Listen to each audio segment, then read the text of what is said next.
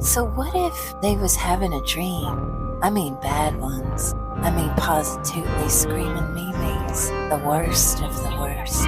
What would you do? Don't worry, you're not haunted. Yet. This podcast contains all the spoilers. You've been warned. These witches curse. If you don't like cursing, then you're in for some toil and trouble. If you don't mind cursing, then let the cauldron bubble, baby. Shh. Screaming Mimes is starting now.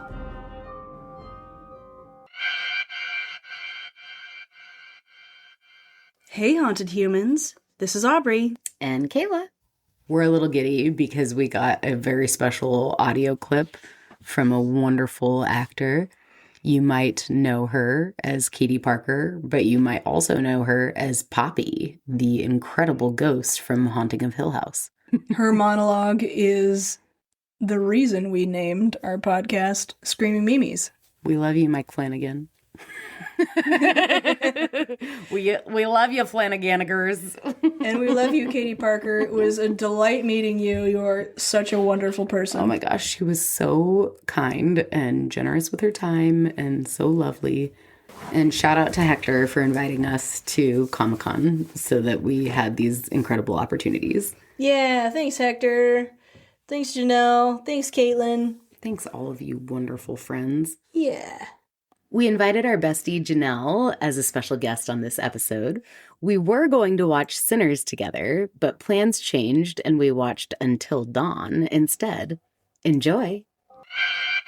Bloody fuck you! Fuck you, bloody bastard, fuck you, bitch. Bloody bastard, bloody fuck you! Bloody fuck you, quiet over there, do not come in. Fuck off, Noodle! We will be terrorized for the rest of the evening. Enjoy. Enjoy. That's our typical Yep. experience. Yep. Okay. Oh, baby, are you ready for Fast and Furious? Let's do this. Fuck yeah! I'm so ready. It's all about family, guys. I do It's all remember about though family. seeing that ridiculous scene where that car drives through one like skyrise, Oh my high-rise God. building into another high-rise building, and I did leave my body in that. You ascended. You astral projected your body. You transcended reality along with those movies. I'm going to pull up the game Who is cast that? just so we can compare it. Who's that? Oh my God. Oh my, did you Is see that- that voice? Is that Janelle? We have a special guest today. What? Who? Wait, what are you guys talking about? I don't get it. What's happening? ABR. Oh, Yeah. oh, you guys can see me. Okay. No, yeah. I thought I was astral projecting in here. Okay. Welcome to the podcast, Janelle. Thank you. Long time, first time. Yeah. I'm so excited to be here. I am a very big consumer of screaming memes. Oh, our number one fan. Yeah. Don't tell Cole. Shout out to Cole. Shout out to Cole. Our number one fan. Cole, I'm sorry, but you moved down to number 2, my friend. Cole, you're welcome on the podcast anytime. Yeah. We'll see about that after they have to deal with this bullshit, which is me. I will be screaming my head off. Your listeners will all flee. I can't wait. I don't know what to say, you guys. You're fucked. I don't know why you chose me. The magic mastering program is going to take care of it. It's going to lower your Ooh, screams to not an ear-piercing roar, but we're still going to hear the horror in your You voice. guys, I mean, So- what's going to happen is I'm going to scream. You guys are going to jump. Everything is going to fall. All the equipment will be destroyed. That's why the table's far enough away. The tea, the tea's table, over there. the Notice- electronics. I do love how all of the tea is dangerously close to the electronics. Yes. Yeah, we like to live on the edge. Yeah. That's true. Yeah. Scares can come from many places. They do around here for sure. Yeah, they do.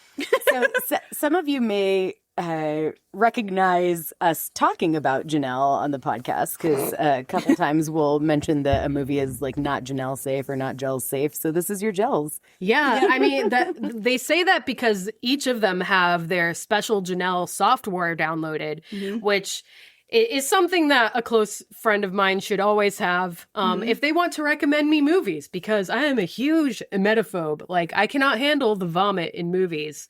Thankfully, we have a website out there called Does the Dog Die, where it shows all sorts of triggers for any movie or show you want to watch, and you can look it up and see if it'll have your trigger in there. So this one should not have something too terrible. I saw that there's some blood coming out of mouths, but that does not bother me. So I'm excited. I will probably still scream quite a lot. I hope so. Yeah.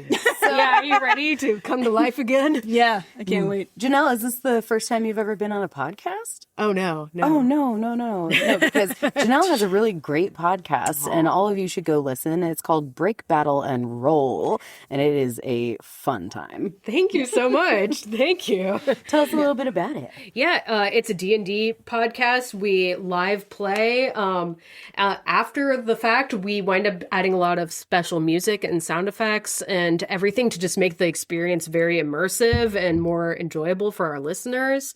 The music, like, a good portion of it is recorded by 2 people on our team. So it's super awesome, and I love playing it, and it's funny, it's heartwarming.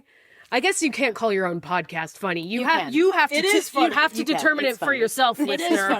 It's funny. I mean, my character, Flower Kraut, she is like basically this old hag that used to live on a beach. She's a beach Baba Yaga, if you will. And any vacationers that would come to her island, she would decide if she was in the mood to party with them, she'd, catfish and party with them. Or she would just like haunt the island and scare them away, which, that's kind of like, she's living the dream. That's kind of what I want to be like, Yeah, right. We all want to be Flower Kraut when we grow up. Yeah, totally. Yeah. Yeah, thanks for the plug, you guys. I appreciate it. Not to mention that Janelle does a lot of the art for the podcast, as well as her very own art, which is incredible, and I own many pieces of. Yeah, she's very skilled artist. She's amazing. We're not just here to fluff your feathers, but, here's a little pat, and we're going to reheat your nachos. Not to reheat your nachos. Yeah, I mean, butter my biscuit anytime, friends. I enjoy it. Is your biscuit butter? It's Would thoroughly you like us buttered. to assign someone to butter your biscuit? I'm thoroughly buttered. I'm ready. I'm slippy and ready to go. Let's watch this movie. We're slippery and ready to go. Press play. Okay, has everyone left yet? Are we good? Okay, all the subscribers are gone. You're welcome, you guys. I was also going to mention that Janelle is one of the reasons my Twitch stream is any fun. It's because I send Babji in heart palpitations because I'm always screaming my head off at everything that shows up. Yep. Aubrey, I don't know if we've ever actually plugged your Twitch stream. I don't think we have. How have we not done that so far? I don't know. Okay. Just hasn't come up. Let's talk about Wait for the Screms. Wait for the Scrims. Well, we haven't done a whole lot of Twitch streaming lately, but that's mostly because it's been really busy and my equipment has been very pissed off. But I was really excited because Janelle's in town, and we did play Until Dawn quite a lot, and that is kind of in the vein of Twitch streaming. We had a lot of fun playing this game. Yeah. So... Yeah, the 2 of us have played. Kayla has not, however. I know so nothing. I'm excited to get your perspective on this because I heard that the people that watched this movie were not altogether too pleased. The gamers anyway. Yeah, but now what we'll they get, were expecting. Yeah, we'll get kind of a fresh perspective on the entire thing, though, because from I don't you. know what to expect. I have no expectations. Have you watched a good time with my gals? No trailers. No nothing. trailers. No Great. nothing. Yeah, Great. Let's fucking do this thing, man. I think I remember an image of like the video game case. I feel like that is what I remember seeing. Was it like hourglass with a skull on it or something like that? Yeah. Cool. Perfecto. Perfect. All right, we are watching Sinners. Wait, God damn it! On another episode of Screaming Memes. Next time on Screaming Memes. Yeah. Then we'll just cut in Sinners.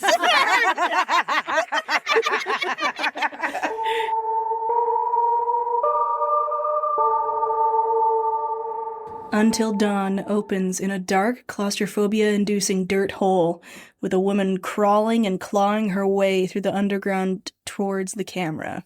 Suddenly, an out-of-focus humanoid shape growls behind her and grabs her leg.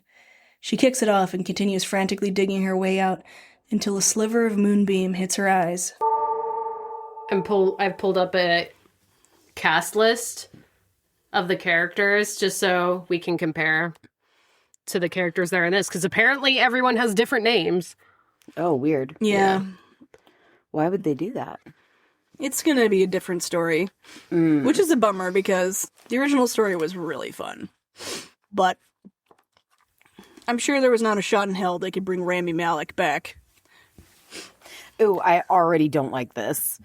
We are trying to dig ourselves out of a very small space. Nope. That's some pretty fresh soil, though. Mm-hmm. Oh my God. Okay, so right now we're basically in the descent. Right. I feel like. Yeah. Go, girl, go. Go toward the light. Relieved, she punches her fist through the hole, and we see her hand burst through ivy. She drags herself out of the hole a couple of feet and collapses. Without a chance to catch her breath, someone with heavy work boots and a foreboding scythe steps into frame. She pleads with her masked assailant through tears. No, I can't die again. Getting a good look at the mask, we see a demented clown raise the scythe above his head and plunge it into her. She's wearing a romper. I think so. Pete's. Ruh-roh. Uh-oh. Scythe. No. Can't die again. We get a little Happy Death that the Day mask? action. That's really creepy. Yeah. I think that is the same mask, though. I'm glad that we It didn't does see look that. like Yeah, it. me too. I think he has two options for the mask, doesn't he, in the game? And There we go. it depends on what kind of fears you choose when you're in the therapist's office, right? And one is clown. I believe you're right. I could be wrong. So, Until Dawn is the kind of game I think you'd really like, Kayla, because it's a choose-your-own-adventure game. From everything you guys were just saying, I got so interested. It's really good. If you ever want to play that one again, I'd be happy to play it again. It's a fun game. Guys, Stop let's turn off the staring, you movie. creep. Let's play the game, you know? A large hourglass comes into view as the sands of time run out. The camera zooms into the falling sand, and the sand transitions to a lonely road surrounded by forest, with a solitary car driving down it. Inside the 3-row SUV, we see a group of friends in their early 20s on a road trip. Clover, the girl in the back, is asleep. Max, the guy in the middle, leans forward in hushed tones asking what kind of ceremony they have in mind for their final destination. Megan, the girl sitting next to him, chimes in saying, "I didn't prepare any rituals." Max snaps, "Not your woo-woo kind of ritual, like a closing ceremony." Nina, the girl on the front passenger side, says, "There's not much to celebrate for their failure." Abe, the driver, says, "Closure, isn't that what we're looking for?" Clover wakes up saying, "She's missing, not dead." Max stammers an apology as Clover sighs. Do you remember when we played that one time and then the very last decision I made killed one person? Do you remember that? Oh, yeah. The very last. This cute boy is in something else that I've seen. Yeah, he looks this, familiar. Like adorable, like baby face boy. This shot definitely means something's going to pop out in front of the car. Yeah, for sure. This also is giving such like cabin fever vibes, like when they're all like driving out into the woods kind of thing. Wow, she's pretty. Yeah, she is. I love that hair. Yes. That girl seems I was just familiar. going to say who died, and then she said missing, not dead. Yeah, all these people seem really familiar. And the cute guy's name is Max. Oh. I mean, he's one room over. So she wants to try Surely to channel... awaiting you. Surely. Not playing games with Du Bois. Not playing Warhammer the game.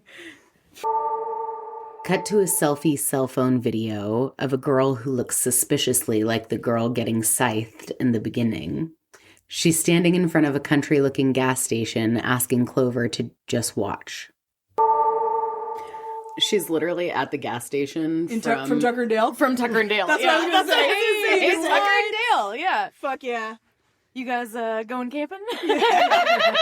That's a great movie. That's got to be the same. It looks just like it. Hey, college kids, we College got your friend. College kids! The girl is identified as Clover's sister, Melanie. She apologizes for how poorly she handled her goodbye and their mom's death. She says she just couldn't stay home any longer and invites Clover to join her. She asks Clover to call her back and says she misses her. Zoomed out from the phone, Clover is holding the video for all of her friends to see as they stand in front of that very same country gas station. Max, ever the subtle one, says, kind of eerie being here a year later. Megan chides him. Nina agrees, and they all apologize to Clover. Meg encourages them to join hands, as they've done at every previous stop on their trip, so she can channel her psychic abilities. As they join hands, Aubrey notices a nod to the game's butterfly effect mechanic. She wants to, try to channel any residual energy of their friend being here. I think they chose that butterfly necklace for a reason. They all make some lighthearted fun of her, and Megan says that they should try because Melanie, Clover's sister, went missing shortly after that video was taken, and they could pick up on some of her residual energy. Clover agrees, and they all hold hands for Megan's woo-woo ritual. She asks them to close their eyes and breathe, and just as they are starting to reach a meditative state, an RV honks their horn and nearly runs them over. Already. I was waiting for it. Damn it. Do you guys breathe when they tell you to breathe on a movie like that? How she was just telling you to slow your breathing, breathe in, breathe out. Do you breathe with it? Subconsciously. No. Yeah. Oh, I do. I do. No, I should have, though. Also, if they hold their breath underwater or something, I also try to hold my breath the same amount Just of to time. see how long you last, yeah. Clover runs off into the store before Megan can get everyone back together to restart the woo-woo vibes. Max starts running after Clover and Nina asks him to give her some space. Don't forget why she dumped you in the first place. Max says he dumped her. Nina says it's because she wanted space, which you wouldn't give her. They get into it. Max calls Nina on her bullshit, saying she doesn't know the meaning of space since she's a serial monogamist. Nina gets defensive, but knows Max is right. Max tells Abe, Nina's current boyfriend, that there was another guy just like him 6 months ago, and a girl named Julia 3 months ago, and that he's the next on the chopping block. Abe cuts the tension, asking for Julia's number, while the rest giggle. Rare. That was a good one. I like how chill he is about it. Yeah, way to honestly. play that move. That was really good. That was a smooth way to play That's that a very situation. secure guy right there. Could I get Julia's number? That's pretty good. That is funny. Clover pours herself a cup of rocket fuel coffee inside the convenience store and goes to check out. The man at the counter is Peter Stormare, who fans of the Until Dawn game will recognize as Dr. Alan Hill, the therapist. He is the only actor from the game to reprise his role. Looking more like an outdoorsman running the till than a therapist, had Gels and I a little confused. It's your boy, Peter Stormare. Hey, boy. Hello. Also known as Satan from Constantine. Mr. Stormare asks Clover what that prayer circle outside was about. Clover asks him if he was working here last year. He says he's been working here every year. He says each year is the same but different, trying to sound deep. Clover shows him a photo of her sister, Melanie, asking if he's seen her. He remarks on how pretty Clover and Melanie are. He says, "She's gone missing, huh?" Clover, a little creeped out, says, "I didn't say that." He explains that a lot of people go missing around Glore Valley, just up the road. Not even gonna bother to ask him about your friend? There we go. She rubbed her brain cells together. Year after year after year. Each year is the same. Same, but different. Okay, thank you. That was very helpful. Oh, God. You're attractive to me, you see. That's what I said. What a weird name. Also, do you need a therapist? I'm good at that, I think. Right? It's like between gore and glory. Glory Yeah, and I gore, guess. you know? Glore. So Melanie is the missing sister. Clover Clover's is in- that girl. Yeah. Okay. Abe takes a sidebar with Megan, Nina, and Max while Clover has absconded to the gas station. He says he thought this was just a get-out-of-town trip, not a retracing her sister's final steps trip. He brings up that he's a psych major and doesn't think this is the best thing for Clover. Abe says that while their intentions are good, and gets interrupted by Megan saying, this might be what Clover needs to move on. Max warns that this might trigger her to presumably unalive herself. Meg asks why Max came along then, just to spend more time with Clover. Nina interrupts, saying the only way that they get through fucked up shit is by sticking together. She blames Melanie for them being there, expressing disbelief at how selfish she was to just leave Clover behind. Only a few weeks after their mother had died. Clover runs out of the convenience store, declaring, I think I know where Mel went missing. Cut to a downpour on a dark and wooded road. Inside the car, Clover holds Max's hand and he tries to soothe her, saying that a car is the safest place to be during a storm. Boom! Yeah, I know. I'm waiting for it. It's fine. Everything's fine. Let's take both hands the off the fuck? wheel. Okay, now there's what? no rain. Goodbye. They all start yelling at him, saying he's jinxed them, asking Abe to turn around. Abe says they've turned around twice already, and he's just going to keep going. When the rain abruptly stops, so does the argument. While a sheet of rain pours down behind the car, they look around confused as they sit in what feels like the eye of a storm. Meg says she's going to be sick and jumps out of the car. Now we're in some sort of cabin in the woods dome. The eye With of the the shield? storm. Abe parks in front of a cute little blue and white vintage Victorian house. Abe starts recording this weather phenomena, claiming there's a name for it, and then promptly forgetting the name. Max says they should get in the car and go home. Abe says there's no way he's driving through that storm again and that they should wait it out. Max pulls out his phone to find no bars. He asks, is anyone getting a signal? Megan somberly enters the scene saying, I am, a bad one, looking at a cross made of sticks plunged into the ground. Abe interrupts, claiming the weather phenomenon is called a water wall. Max questions him, and Abe says, yeah, that's what the song is about. I love how no one's like, maybe we shouldn't be here. Perfect. Wow. It's called the cabin in the woods bubble. Water wall? Instead of Wonderwall. Jesus, bro. Is this a commentary on psych majors? That's true, then make me an idiot. Nina suggests they ask for help inside the vacant Blue Welcome Center. They all head in as Clover hangs back and continues staring at the water wall. Max notices her and heads over. Alright, I'm gonna put money on From rules. They can't leave now. You watched that show yet, Jills? No. From? Oh, it's great. Kayla and I just got all he's in cut Never up. Have I Ever. And Annabelle comes home. Oh, yeah, he's the boyfriend guy.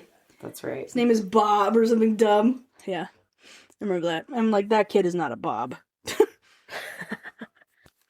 It's not ominous. It's very ominous. Oh, great.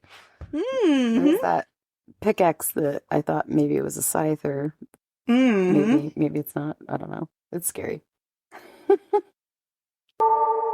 Nina, Megan, and Abel explore the dated building and find a big hourglass with a skull engraving featured on the wall.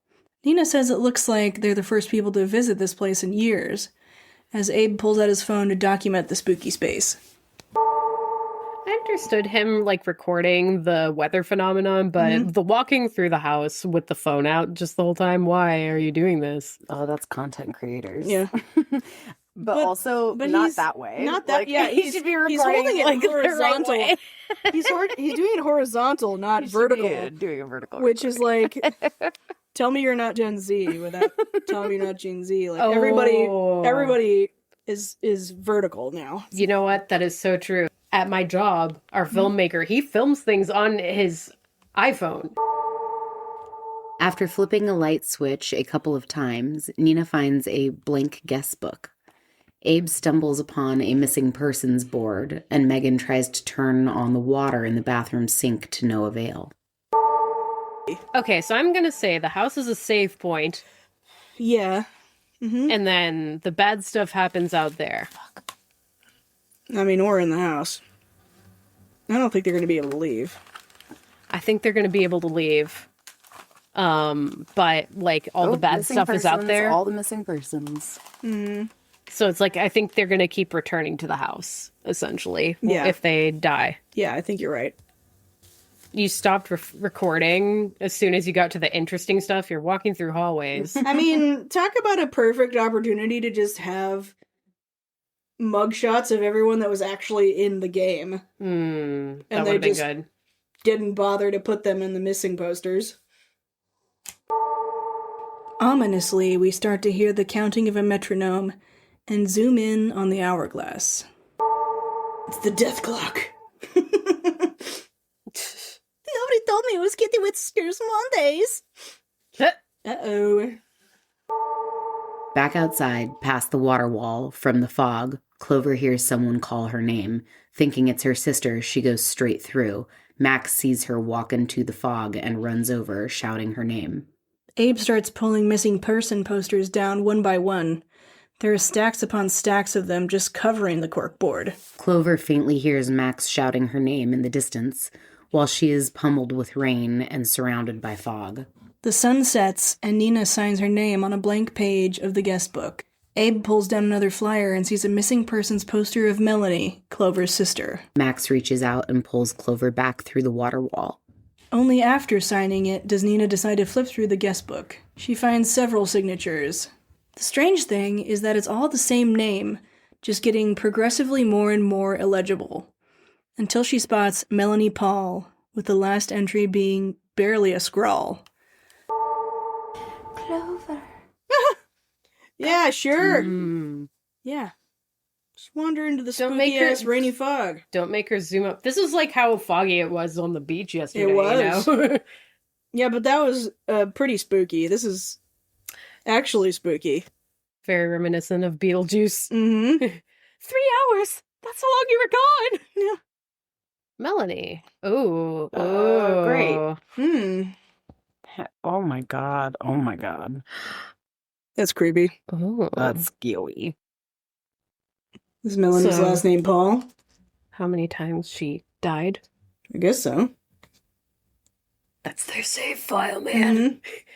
Mhm. Guess that must be the girl. Nina calls Meg over to see Melanie's name, and Abe interrupts to bring them to the missing persons board. He draws attention to the fact that there are no names, birth dates, last location seen, or phone numbers to call. They ask, "What's the point then?" The whole gang reconvenes around the guest book, with Clover shedding a tear on Melanie's entries. She closes the guest book, and the cover says, "Welcome to Glore Valley." Clover declares that this is where Mel went missing, and that she heard Mel call her name in the fog. Nina notices that the hourglass has flipped over and asks, "Who did that?" Meg asks, "Did you hear that?" I don't. Here's some thumps. I did. I heard some Light tapping. light banging. They all peer out the windows into the darkness as Abe freaks out, saying, "Where's my car?" They run out front and spot some high beams pointed at them from behind the water wall. Abe asks, "Is that my fucking car?" Taking a page out of the movie Christine, the engine revs menacingly, and they all run back inside. Kayla realizes where we recognize Nina's actress from. Great! Oh my god. Get out of the way. Go! Have you guys ever watched the movie Christine? She's fucking Stephanie in Ghosts. That's why we recognize her. Oh, okay. There we go. It was starting to bother Yeah. me. I had to look it up. Yeah. Have you been watching Ghost, Jills? No, what is that? Oh, it's such a cute show. You should watch it. It's fun. I'm seeing a cute scene of a very dark basement right now. Yeah. It's a comedy about a girl who can see ghosts in her haunted house. Oh, It's a cute show. darling. But yeah, Stephanie, she plays this 80s prom queen who gets like murdered by like a slasher Yeah. serial killer. She got like Chainsawed. So she's like permanently in her blue puffy prom 80s dress. prom dress. Aw. And she's like 16. So And she just wants to like sleep. she just sleeps. She sleeps basically all year round except she wakes up on like Halloween, I want to say, or something. I can't remember. Wondering what to do next, they check their phones for a signal with no luck. Then Clover, Max, and Meg decide to keep exploring the Welcome Center, finding a pitch-black stairwell leading to the lower floor. Armed with only their phone flashlights, they grope around in the dark until they find a couple of table lamps to pull on. We take a break to get some blankie armor to shield from the scaries. I don't like this. It's too... No. No. No me gusta. Beetlejuice is not covering enough of my legs for me to be properly protected. Do you need a blanket? Would you like a bigger squishmallow? I need a protection blankie or a squishmallow. Okay, I can do that. Do you want me to do it now? Yeah. Okay. Please hold. It's only going to get scarier. And colder. All right. Well, so far, this is almost nothing like the game. Well, it sounds like it's supposed to be a totally different story, right? Yeah, it is. I guess it's supposed to be a totally different story. It's apparently got like a happy death day element to it. Before it gets too spoopy. I mean, we made it a whole 20 minutes in. Yeah. So Yeah, I mean, that's better than most I still times. have no idea what's going on as far as like making it 20 minutes in. I don't know what's happening. The hourglass has turned and But I'm curious if the timer is like how much time they have before the death is real for them, or oh, interesting. Yeah. Or if it resets restarts. after each like death. Yeah. Good question. Curious. Yeah. We shall Let's see. find out. Yeah. We'll learn these answers and more on Sinners. Max asks why there are windows underground. Did he say why are we underground? He said, "Why are there windows underground?" Oh, that is a good question. Valid. The Stephanie chick was also in Hellraiser. The new one Yeah. with Nomi. That's cool. I have to watch that. It's pronounced Nume, Babji. Yeah, Nomi from Sense8 was the new Hellraiser. Oh. Yeah, I never watched it. Clover spots a rotary phone, finds a dial tone, and attempts to call 911, only to hear an error tone. Nina and Abe stay upstairs, keeping an eye on the headlights in the distance through the window. Nina tries to calm Abe down, saying it's probably just someone messing with them. Abe says, unless this is what happened to Melanie before she went missing. Restroom. Is this That's a cute. museum? I like the little restroom sign. I'd love to have one of those in my house. I think that's what they're going for. It's like a museum, like a heritage museum. Yeah. Where's the dang farming equipment? Yeah, where's the farming equipment and the donkey plows or plow donkey racing or plows. whatever it's called? Donkey plows. Meg finds an old radio, switches it on, and says hello through the mic. After some static, she attempts to make contact again, while Clover and Max anxiously wait. Abe and Nina hear something down the hall, and Abe goes to investigate.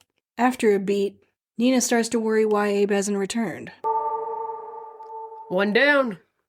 It was quick. I don't like this. The lights turned off. Oh no. Well, there's not a naked man standing at the end of the hallway. No naked man. No anything. Horror movies love to do that now.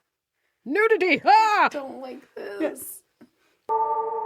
Nina searches for Abe in the missing persons poster room.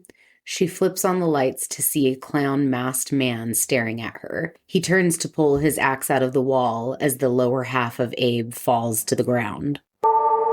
Silence. Is it going to be his face on the missing poster? There's a dripping sound. Ew. Oh no. Uh-oh. Oh no. It's blurred. Blurred. Blood. There. It's blurred. There. Not funny. Uh-oh. Oh my- Oh, Oh, wow. Body in half. Well, they got that from the game. Holy shirt balls. Abe. Did she Okay, well now I know what that guy's name is. Yeah. Did she even scream? Clover, Max, and Meg hear Nina scream, Max creeps up the stairs, peeking around the corner. He sees the masked man standing over Nina's axed corpse and shudders. Clown hears him and Max frantically runs downstairs and tells everyone to hide. Clover and Max are hiding on opposite sides of open double doors, and Megan runs into the closet. Huh? Who's there? Who's down there? I've got a knife. God, hide better. Jeez, guys. Really bad. Hello? Who's down there? Right? I want him to be scared. Sometimes I'm alone. Sometimes I'm not. Sometimes I'm alone. Iris. This is horrifying. Iris. I don't like this. Good job, Jules. You're welcome. You shouldn't have had that beef and broccoli, and I knew it. We told you not to have it. I told me not to have it too. Max tries to play the hero and smashes a chair on the clown's back. He doesn't even flinch. Max immediately picks up a table leg and tries to stab the clown, but the clown snatches it from him and stabs Max through the eye. Sir, what the fuck? You did it! Way to go, you pissed him off! Ew. I did not need Through the eye. Oh! There's an eye on that now. Is he gonna eat it? Oh God, don't. eat it. The clown comes back into the room where Clover and Meg are hiding. Clover creeps forward and stealthily grabs a kitchen knife. Hiding behind a door, I mean, come on. Babchi, that's my go-to move. How dare you? Like, there's a rolling buffet with a little curtain there, like, right there. She could have hidden, and he would never have checked. Him just like taking that chair to the head, no problem. Makes me think of Blazing Saddles when they're talking about Mongo. He's like, no, don't shoot him. That'll only make him mad. Meg peers through the blinds of the closet door, you know the type, that's in every horror movie. As the clown approaches, in one swift motion, he punches through the closet door and yanks Meg out onto the floor. He grabs her by the legs and slams her head into the wall. Beautiful skin. Wow, yeah. I guess her psychic abilities weren't good enough to sense this. Oh, wow! Hulk smash! Holy shit! Okay, I'm sorry. You're not doing anything about it, but you're not leaving either? Yeah. When she lands, he repeatedly smashes her head into the floor until dead. Clover finally jumps into action and stabs the clown. I'll let you know when it's over, Kayla. Thank you. Oof. You chose All now? right, she stabbed him. In the shoulder? Yeah, like you had every Come on, opportunity. slit his throat, Yeah. lassie. Ma'am. Clover takes off, sprinting up the stairs until she sees Nina's body on the main floor. You already knew this. Welcome to That's the why party. you went downstairs, remember? In a panic, she runs off into the woods until she trips. Oh yes, run into the woods! You heard a spooky, ethereal version of your sister. Looking up, she thinks she sees the silhouette of Melanie in the fog. As she shouts, "Mel!" the clown pierces her with a scythe through the back. Oh yeah, Melanie! fuck that. Hell no. Damn. Honestly, better than whatever the fuck that was gonna be. Back at the Welcome Center, we see the hourglass run out of time and then rotate to start over. As time rewinds, you see each character gasp for breath and spawn at their starting point at the top of the hourglass.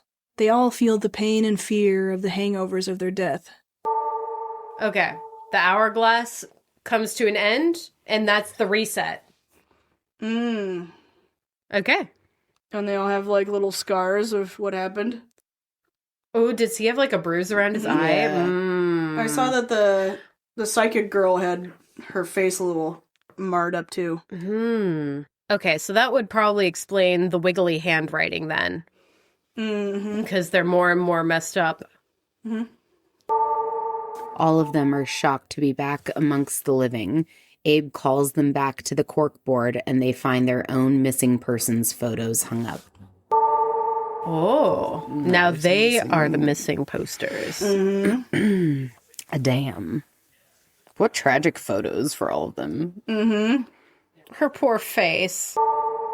They discuss their next moves, mentioning that the Jeep is back in its parking spot.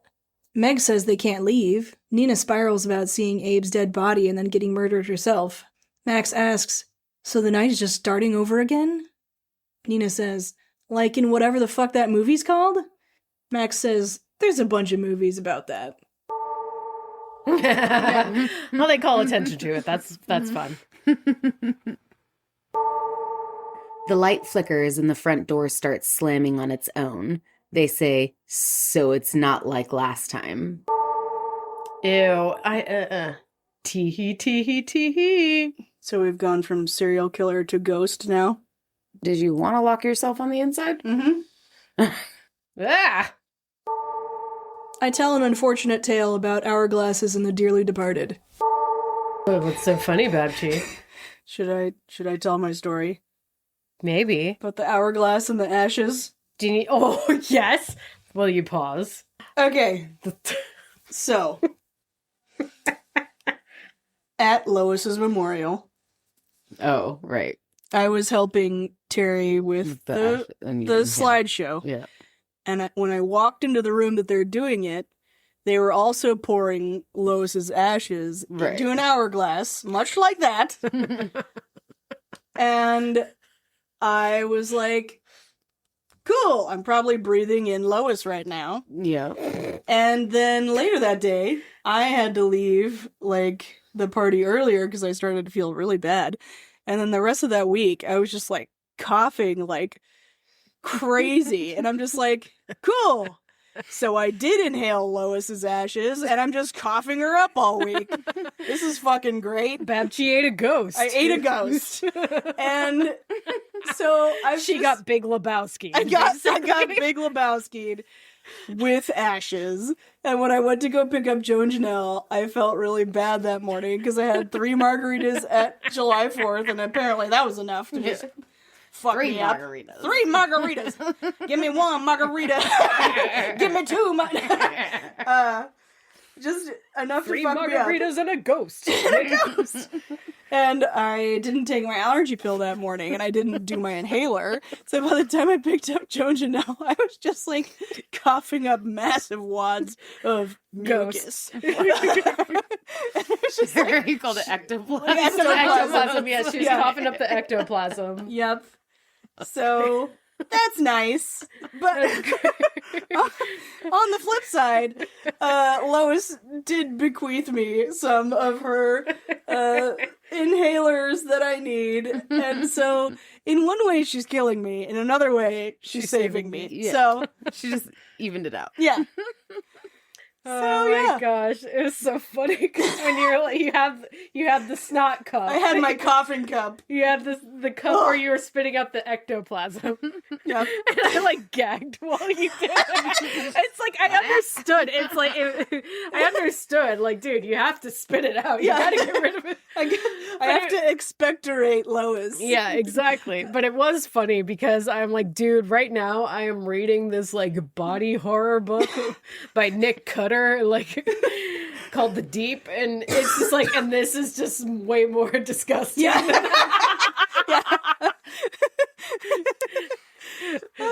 Take that, Nick Cutter. Yeah.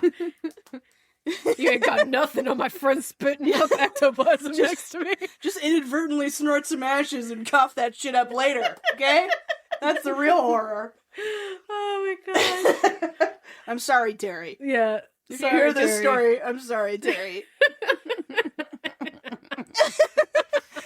Lois would have loved that story. Yeah, she would. I was just hanging out with you, dude. Yeah. I mean, the reason that she wanted to be put in an hourglass is because she always wanted to be part of the present game night, at right? game night. Yeah. So I think she'd appreciate the story. She just wants to take a ride in the Aubrey mobile. Yeah, like, right. I don't know. And I've been conjuring ghosts ever since. Hey, that's my line. Yeah.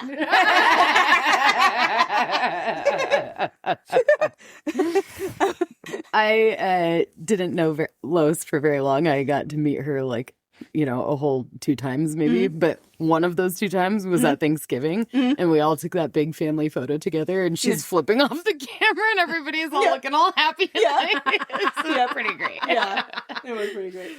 Oh, so that's her little fuck you, I love you to Aubrey. Yeah, fuck you, I love you.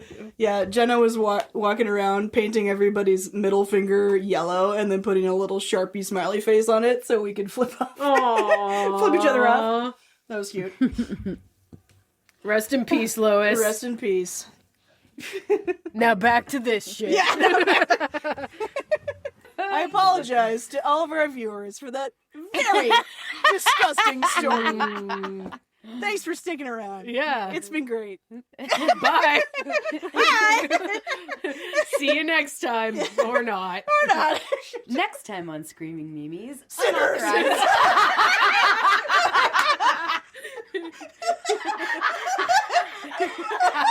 Uh-oh. Lois has transferred. Lois is in, Kayla. I was gonna say unauthorized evacuations. But Sinners was the best unauthorized evacuation. Only 30 minutes in, guys.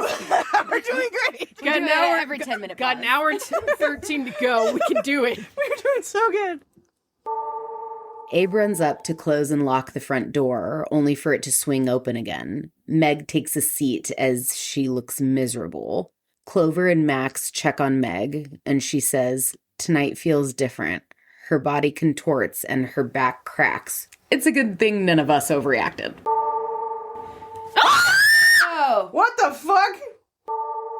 Meg's body convulses as she cackles and leans back in the chair with her head facing the ceiling.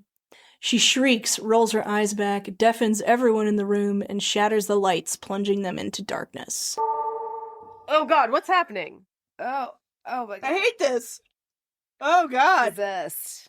Oh, that is creepy. Ugh.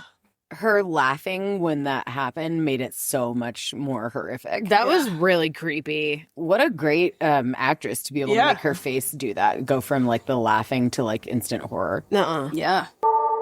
Turning on the flashlight, they pan the room looking for Meg to no avail. They hear some ragged breathing coming from down the hallway. They find Meg hovering in the missing persons room, staring at the corkboard, whispering in tongues. What's happening now? I think they're looking for ghosts. Yeah. Creepy paper. Not the hallway. Not restroom sign. Not the restroom sign. Mm-mm. Yeah. Who's leading the way on this? Who would do it? The brave one. The one who was like, Oh. I'm going to try to grab a knife while I'm also... Oh. Oh my gosh. Oh my God. She's super possessed. Do not approach. Oh, gross. Oh, that's terrifying. Do not acknowledge. No, don't even look at her. Clover says, Meg? Meg's bones crack as she points at a missing persons poster of a woman, presumably speaking in the girl's voice. She changes the channel a few times between different posters and different voices. Pointing at an old man's photo, she says in a gravelly voice, This town was right to be damned. We're all sinners here. Sinners. Callback. Meg channels several more souls, including that of a little boy, then ends with one soul saying, I don't even remember my name. Please just kill me. I just want it to end. Meg shrieks and stares at Clover with her blacked out eyes, saying, Don't let it in.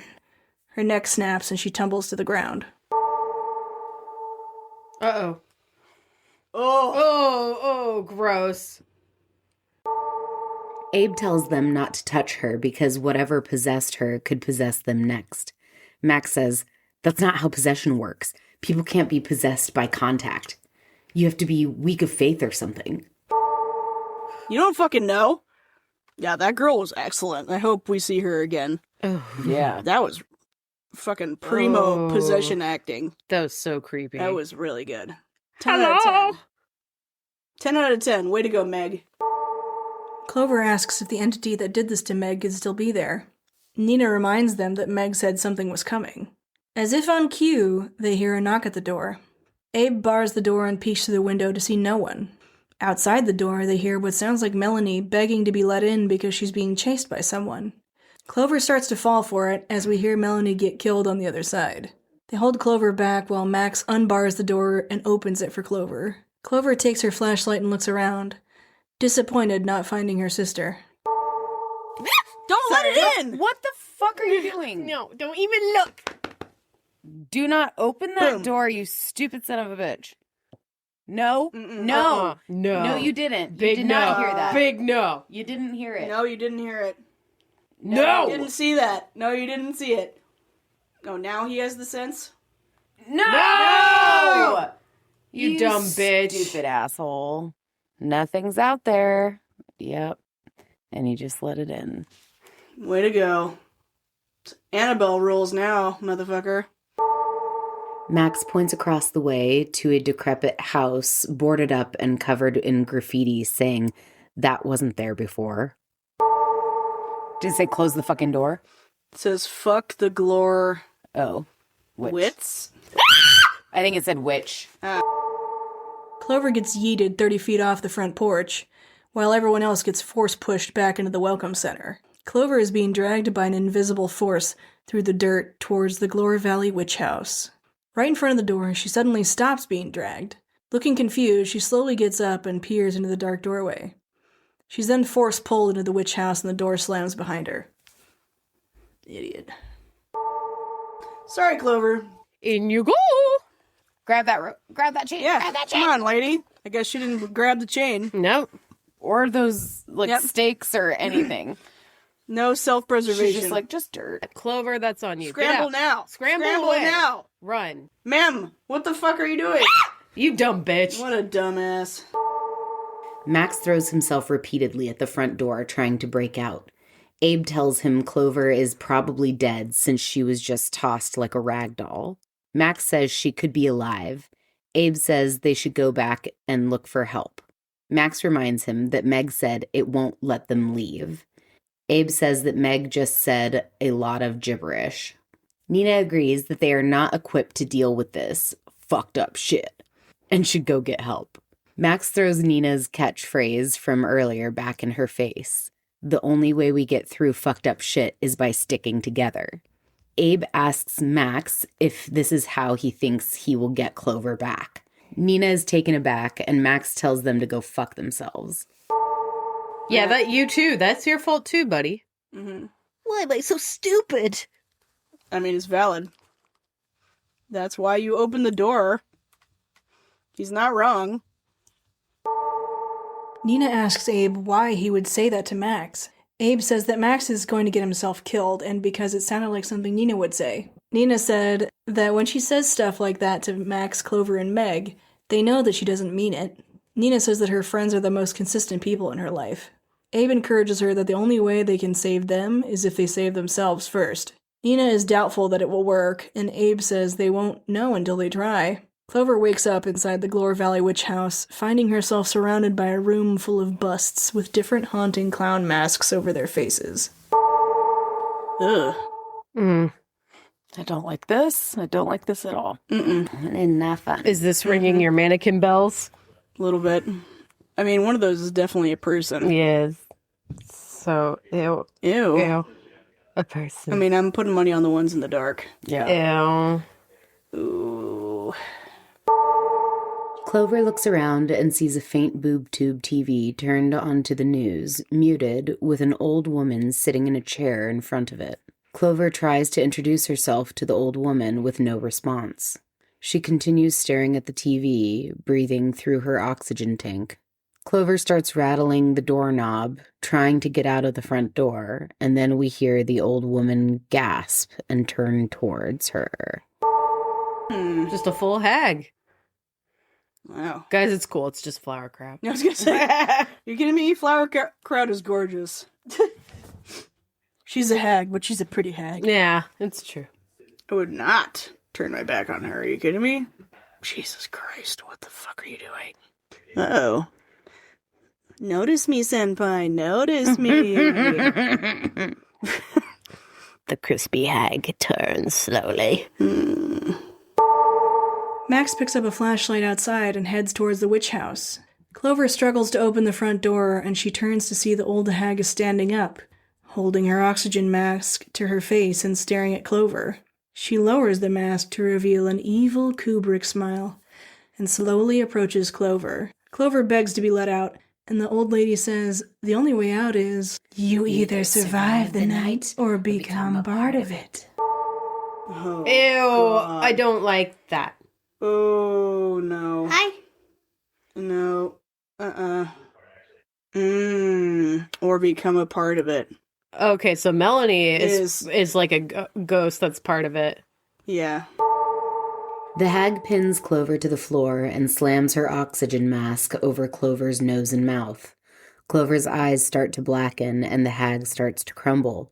The hag tells Clover to Suffer like the rest of this cursed town.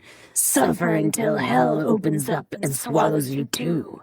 Clover's eyes turn completely black and the hag desiccates down to a skeleton and collapses into dust. Clover's eyes are still black as the mask falls off and a crooked smile crosses her face. What are you going to do? Breathe my oxygen tank. Ew. Give me life. Lady, I think you really needed that oxygen for yourself. Also, there's a new pile for you to breathe in, Babchi. Yeah, let me get right on that. As Max approaches the witch house, the front door creaks open on its own, and he walks in, whispering, Clover? Abe and Nina sprint out the front door and jump in the car. Nina says she can't leave her friends. Abe locks her in and he speeds off past the water wall. In the distance, beyond the fog, a giant humanoid monster blocks their path. Abe GTFOs back through the water wall. Oh, like you can't unlock your own door? He like whipped right by that little tiny pillar. He did a good job. Mm-hmm. And... Oh my God! What is that? That's dope! Yeah. Okay, well, my prediction that the house was going to be safe also was totally wrong, so... Abe and Nina try to get out of the car but find themselves locked in. Nina frantically tries to escape and then gets splattered in Abe's blood right next to her. She turns to see his head has been sliced open. The clown comes over to her side of the car and kills her. Oh! What happened? He's fine. Oh, ew. Gross. Max walks into the witch house and steps on the ashy remains of the hag. Free ghosts to inhale. Chills. Am I being a dick? No. Max looks around the room and doesn't seem to be surprised by the mannequin and clown mask scenery.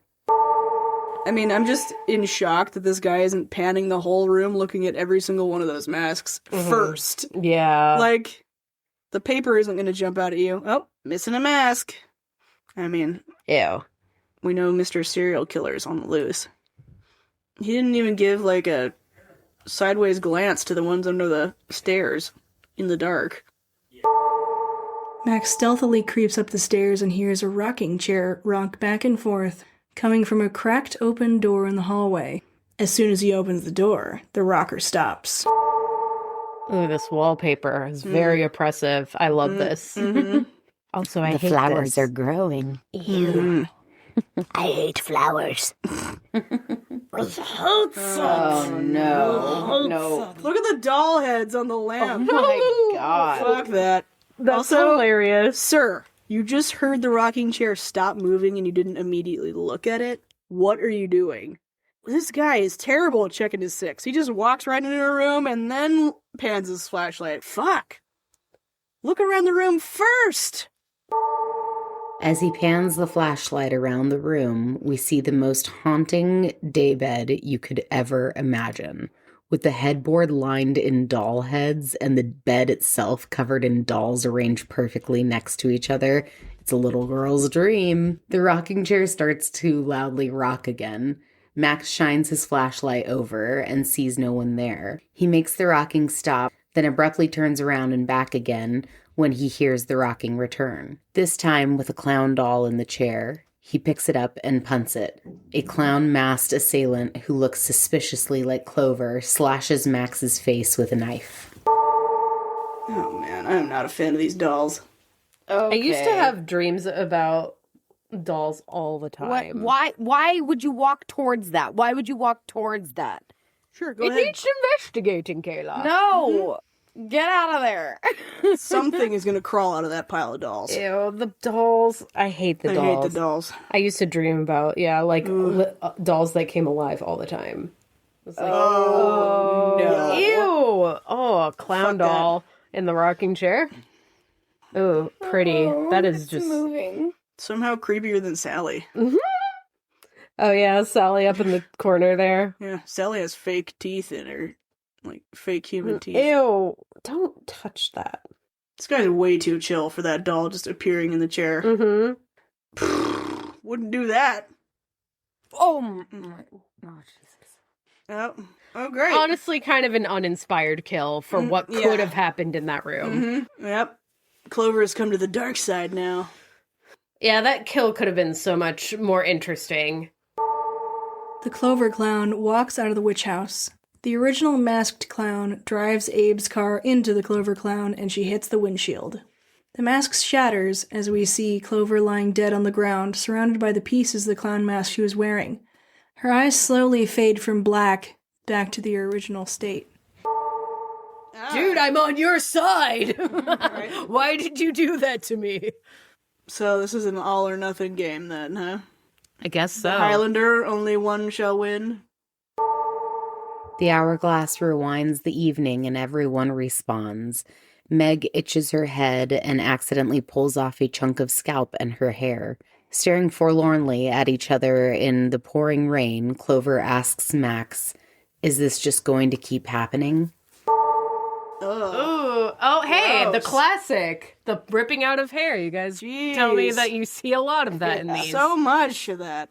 She also took out a piece of scalp, which I don't know why that happened. Right? Why did that She happen? did not get scalped in No. any of her killings. Yes. Welcome to the fucking party, pal. We really Okay. got to find that All right. TikTok of what is it? Like a storm inside of a water tank or whatever. Yes. That's what that's making me think of. Yeah. So Kayla, a long time ago, there was this TikTok that came across my feed. It's like some guy who's like really into showing his vinyls, and he's like, I have this vinyl. It's from the 1970s. It is in the Italian countryside during a storm inside of a water tank. Wow. Yeah. And it was like really cool when I heard it, but I like can't find it anywhere. Inside the Welcome Center, the gang has blocked the doors with furniture. They have locked themselves in the bathroom. Abe goes to turn on the faucet and Meg says, "There's no water." As if out of spite, the house spits brown water out of the faucet. Abe excitedly grabs a glass and drinks from the sketchy water source. Nope.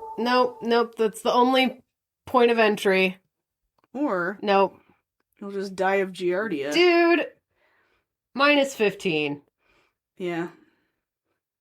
I mean, they all have to die by some innocuous dumb thing, too. Abe offers a round of water and everyone accepts. He fills up a glass and passes it around to Nina, Clover, Max, and Meg. Clover doesn't remember anything except what the hag said. You either survive the night or become a part of it.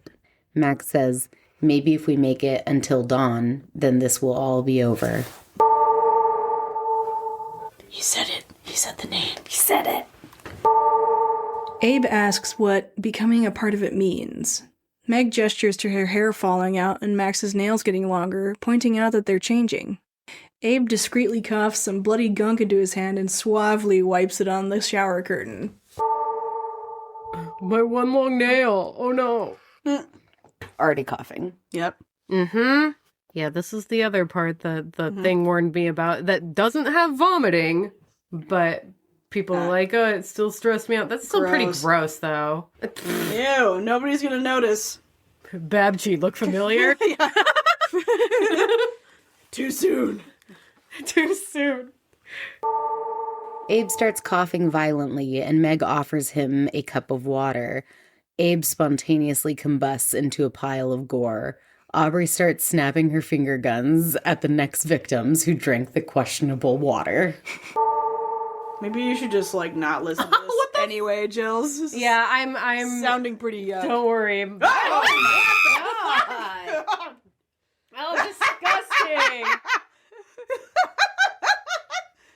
right, come on. Boom, boom, boom, boom. Ugh. Boom! This is too much fun now. Nina says, "It's in my mouth," as she rushes to the sink to rinse out.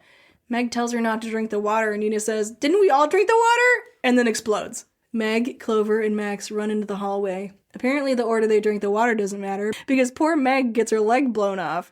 Her stomach expands and explodes as she crawls towards them. Well, don't go all over the house. Keep it contained. Oh, God. Ow! Jesus! Is that pretty close to vomiting or what? No, her leg blew off. Gross! She coughed so hard her leg Ew, blew off. oh, no. What the fuck? No! She's aliening it up. Oh, this is disgusting. Pleading for help, Meg's head pops like a cherry. I think you should put her out of her misery. Ah! Gross! Blah, blah, blah. Clover turns to Max and asks for him to kill her. Then they'll come up with a new plan when they come back. I referenced the TV show The Decameron, where a character asks another one to kill someone for her. You should watch it. It's great. Kill me. All right, Pompanea. What's Amicia gonna do then? Right, Kayla? Yeah. Just kill me. Trey Ripley from Alien. Mm-hmm. Just slowly strangle me before I explode. Yeah. How is he gonna? So he has to live with. Explode. He has to live with killing you. Yep. I can't. I'm sorry. And now I will explode. Boom. Everyone's doing it. Just explode, girl. Mm-hmm. Clover lies down, accepting her fate as footsteps approach her. We see the gas station owner, Peter Stormare's character, waltz in and chat with Clover. Clover says, "You?" He taunts her, saying she almost made it, and that you don't survive by sitting still. Clover gets the last word, "What?" and then explodes in his face. Oh, great. Who dis? She's not even gonna get the chance to explode. Venture a guess. It's Peter Stormare. Dr. Alan Hill. Oh. Why didn't she? They're pretty proud of this shot of the legumes. Oh, hi. It's your boy. Yeah, it's me. Well, they could. They made it pretty close if they were towards the end of the sand, if they just didn't drink the water. Mm-hmm. him getting blood on his face and like blinking that much reminded me of when I did a music video for Megan. Oh yeah. And it was supposed to be me killing Joe. Yeah. So I had like a knife and I was basically going at the camera with the knife and Megan was just throwing like fake blood at my face. And it's like, it was so hard not to just blink and like, That's funny. The hourglass resets and the gang investigates the lower floor, pulling newspapers and medical paperwork out of a desk. Meg discovers a new sharp tooth and asks if anyone else has grown new teeth. Nina asks, "Wait, how many teeth are we supposed to have?" Yeah. Ooh. Oh, they're becoming more monstrous. I see. They're becoming part of the tale. What do you mean, how many are we supposed to have? Like, do you feel any that you didn't feel there before? Right? Clover finds a stack of ID cards showing the many different identities of Dr. Alan Hill, psychiatrist, aka the guy from the gas station. Abe discovers that 20 years ago, there was a mining disaster in Glore Valley. The mining accident killed 1,100 people, and Dr. Hill was brought into work with the survivors. The whole town was swallowed up into the earth, which explains why the Welcome Center has windows underground. The building sunk. Nina inquires if these double doors are the front doors and opens them. It's a yawning dark hallway populated only by screams and shrieks. So he still plays as psychiatrist. Mm-hmm. Okay, so some minor tie-ins to the game, by the way. Minor. It's A minor. Maybe they live on Gehenna Circle. Yeah, fucking maybe. It's monster time. Ooh. I like how she just nope closed that door. Yep. Max suggests getting a Bible as a weapon, and Abe says that won't do any good against a mass maniac. Max says that every night it's throwing something new at them. Meg points out that if it's the same baddie over and over again, you'd get less scared over time. But what's more terrifying than not knowing what comes next? It wants to keep us afraid. She's had it the worst, I feel. For real. Also, she's like probably becoming a werewolf or some shit. Mm-hmm. Or maybe worse. Max finds a VHS tape, hoping to learn more while Abe chides him about it. Max pops it in and is disturbed to find it's a porno. Abe keeps busting his balls, saying, "Wow, that was really powerful, Max," while Max scrambles to eject the tape and try another one. Obviously, he knew what was on there. Mm-hmm. Right.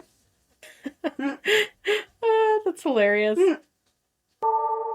The new tape shows a rather run-down-looking asylum with a man begging for freedom, with a dead body lying on the floor of his cell.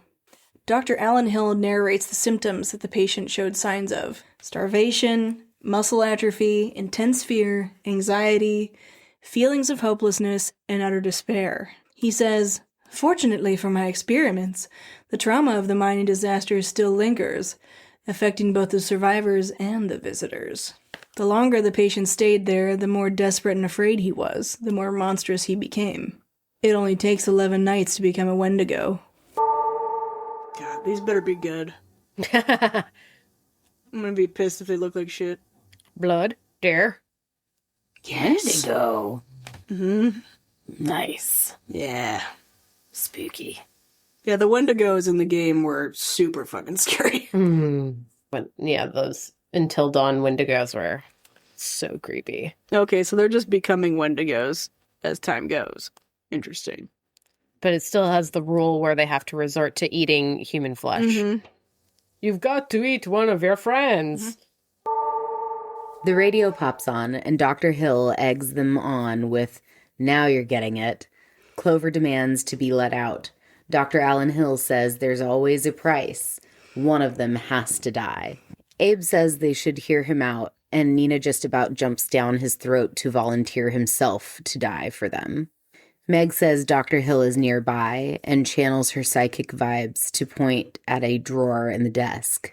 Clover pulls out a map, and Nina asks how this could help, considering the whole town has sunk. Clover remembers the hospital ID cards and points to the sanatorium on the map.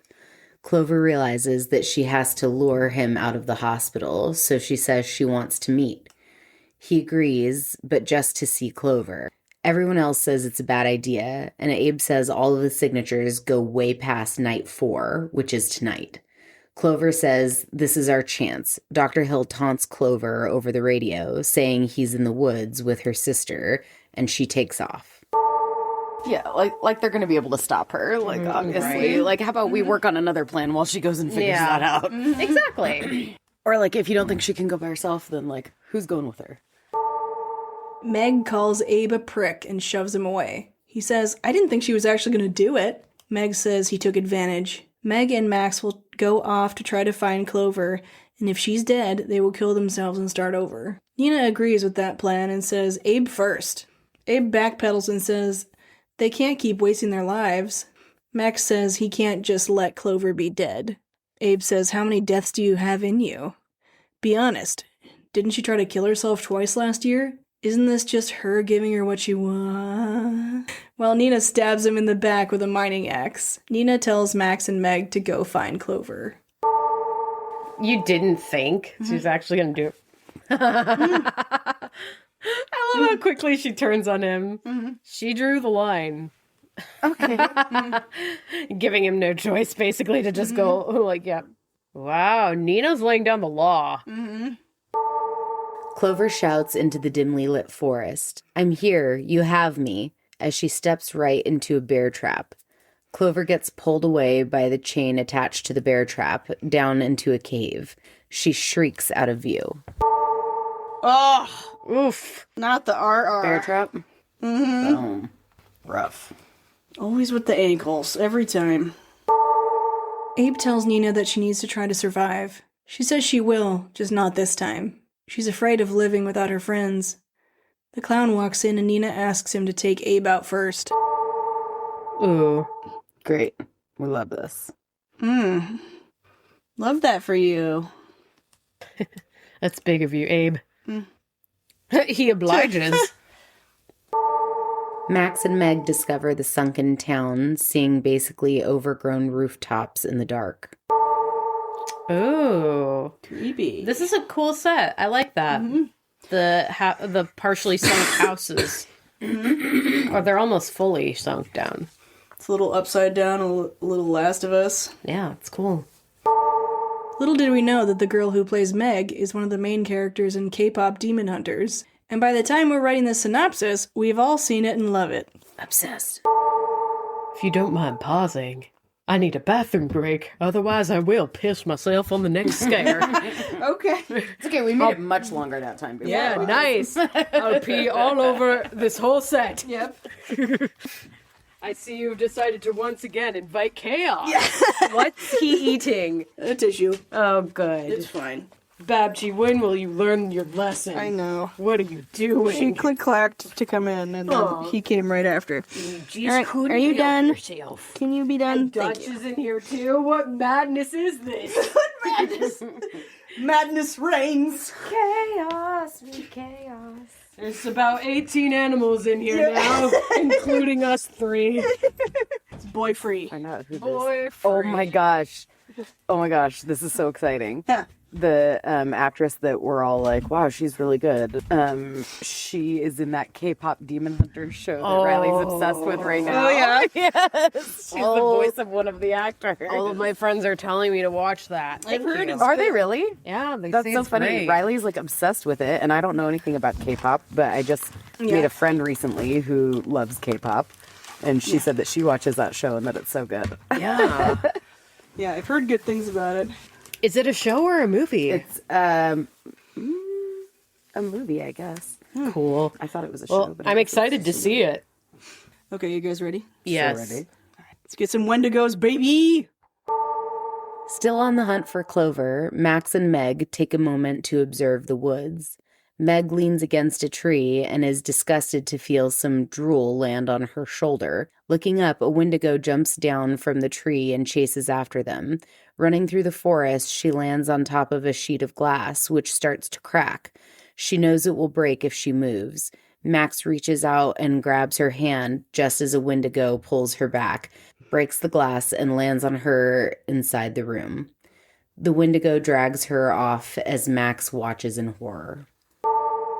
Oh, gross. Okay. And dead. Where could it be? Oh, that. Wakala. Where could he be? 3PO? Oh, down. Fuck. Oh, a sticky fly trap? Man, No, this it's girl glass. just dies the most horrific ways. You'll also die if you don't move. Just roll. Roll like the little gremlin girl we saw on the beach. Yep. Pull now. Don't count.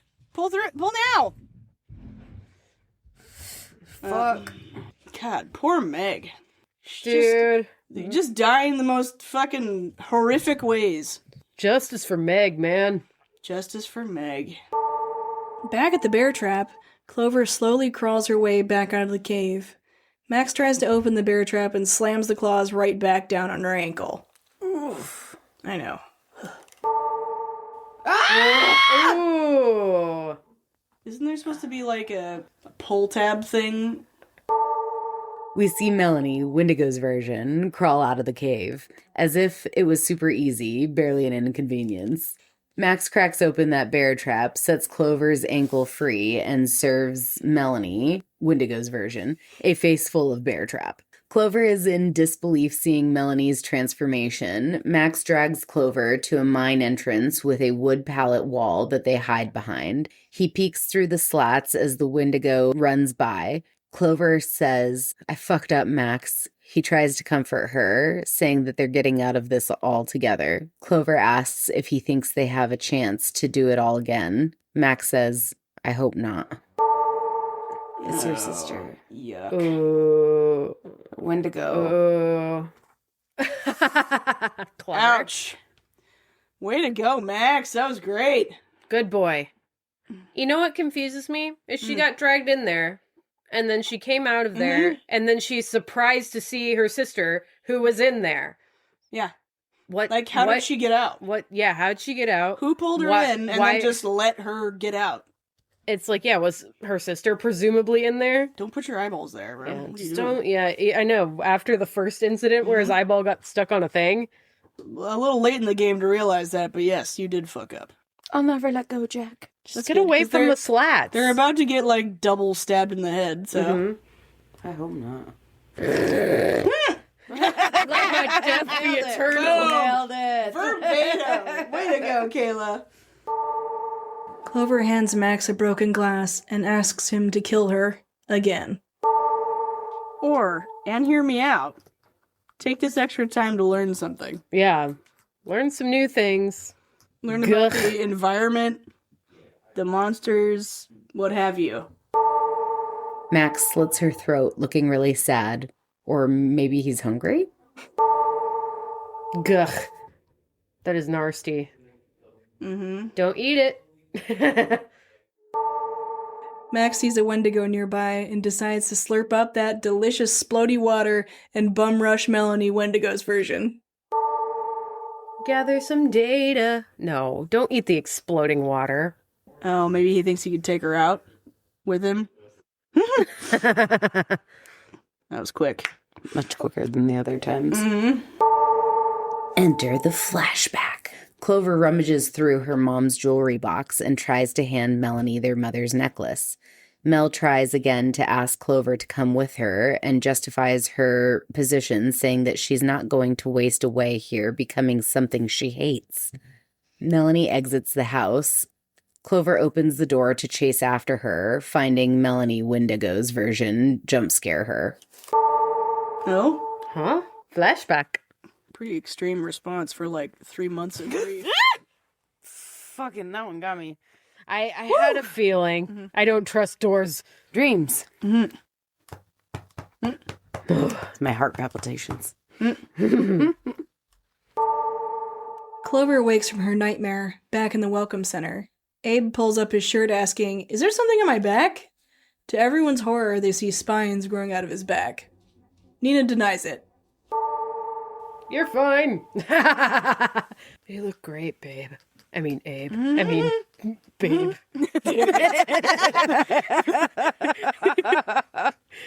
Fuck. Nailed it. No, I'm so natural. Acting very natural. Clover asks how many nights they've been there. There's some lowball guesses until Nina says 13 and tells her to check the guest book. It's almost like killing yourself all those other times. Was a waste of time. Where is your friend? No, nobody seems secure. Oh, cool. They look through the window at a graveyard and a carnival in the distance. They search the house, realizing Meg isn't there. Abe says that maybe different people have different time limits, and that maybe Meg has already become a part of the night. Creepy. That's what we need. A creepy carnival. You just now noticed. Jesus, people. Abe says, "Didn't I record something?" And then finds a bunch of disturbing videos on his phone of their dumb ways to die. Your videography skills. They finally come in handy. First, we see a scene that the 1999 mummy would be envious of. Clover has a tail of a bug hanging out of her cheek. Max reaches for it as it scrambles further inside her face. She asks if it's fallen out, turns back, and half of her face and eye is rotten. Oh, fuck that. Ew. Yeah. It's in your eyeball now. No. It's still on my face. Gross. Second, we see a black hallway lit only by red of the exit signs.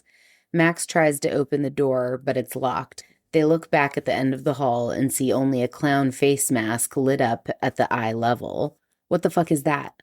Then the mask comes after them, becoming a gigantic person having to tuck their head to fit through the hallway. Oh. Ooh. Is that a person? No, plastic walls are no good. Mm-mm. Third, they're walking through a furnace room and find a trail of blood leading to a Wendigo. Max stabs it repeatedly in the head, screaming, "Why won't you die?" Nope. Somebody's already died.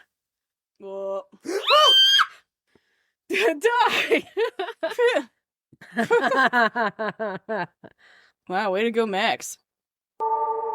Fourth, we've entered Silent Hill. The air raid siren is going off in the background. We see a decapitated head lying on the floor, and Nina rushes towards the camera, bleeding tears down her face, screaming, "What is that?" Silent Hill! The fifth video appears to be a behind-the-scenes look at what Dr. Alan Hill does when everyone dies. Meg picks Abe's phone off of his dead body and positions herself behind the fireplace to capture Dr. Hill checking to make sure that everyone is dead. Dr. Hill then goes through the double doors of the first floor, and Meg says she's going to follow him there for answers. So Megan, she got out. Ooh. But he got the phone back, so... Unless they start with everything they started with. Like, is this Ghost's rule? Like, you die with a butterscotch candy, you come back with a butterscotch candy? It's like that, he dies with his phone, gets his phone back. After setting down the phone, they hear a faint air raid siren. They look outside, and everybody in the area is just outside looming, waiting to be invited in. Cool, from. Great. Clover grabs a pickaxe and says she's going to save Meg and apologizes for being the reason they're all there. She's going to use her last shot to make it right and save her found family. Nina and the rest of the gang meet Clover at the double doors and say, "We stick together."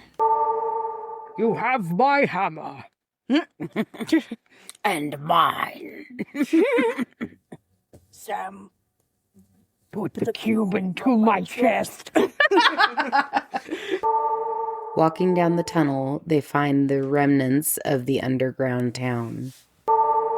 I'm sorry, but this is way less scary than most of the other stuff you've already seen this evening. I mean, it appears that they've tried to keep a lot of the environments somehow. These are all similar to what was in the game. Ish.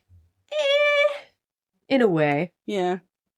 I mean, yeah, they got certain themes going on, like a sanatorium and a mining facility. God damn it.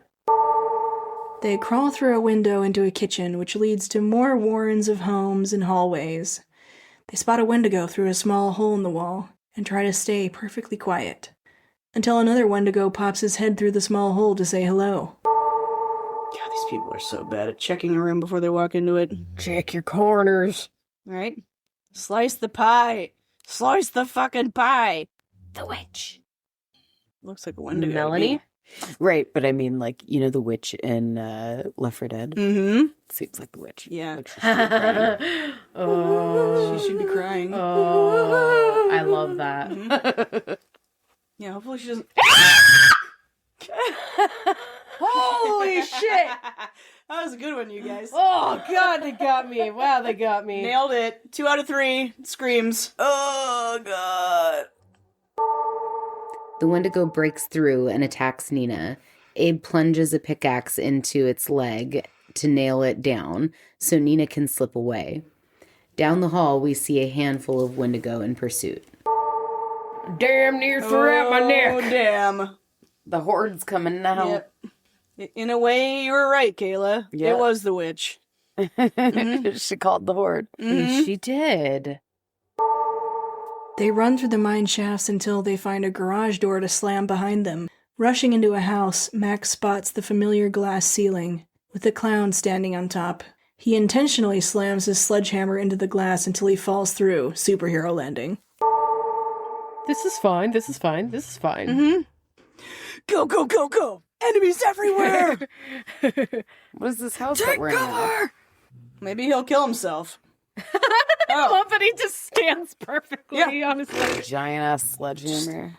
Didn't break knees, didn't break ankles. Wow.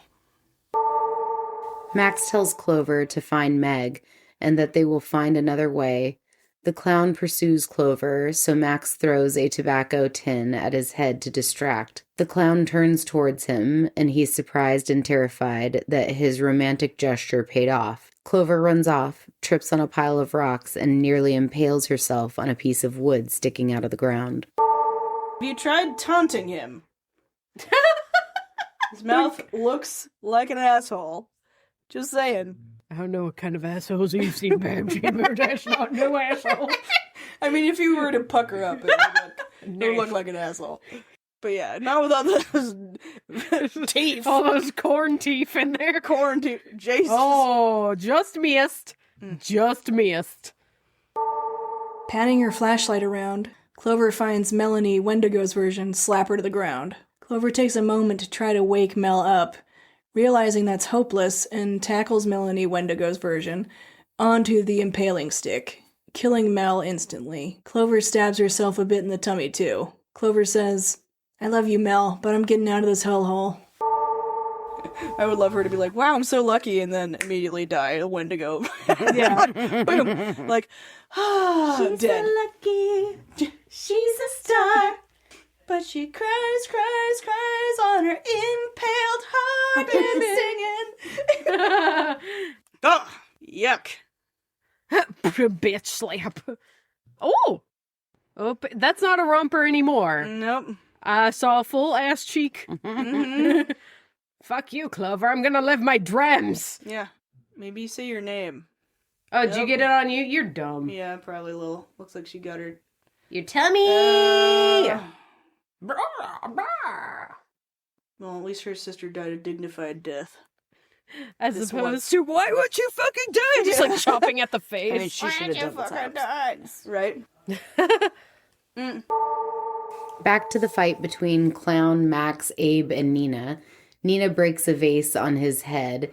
Abe brains him with a wooden coffee table, and Max serves up one hell of a uppercut. The clown falls to the ground, and as a team, they pick up the sledge to smash it in his face. I mean, what is this guy made of? Though? Yeah. Like, this guy has different rules. He's not a Wendigo. Yeah. He's just, like, unkillable. It's just Josh from the game. Yeah, right?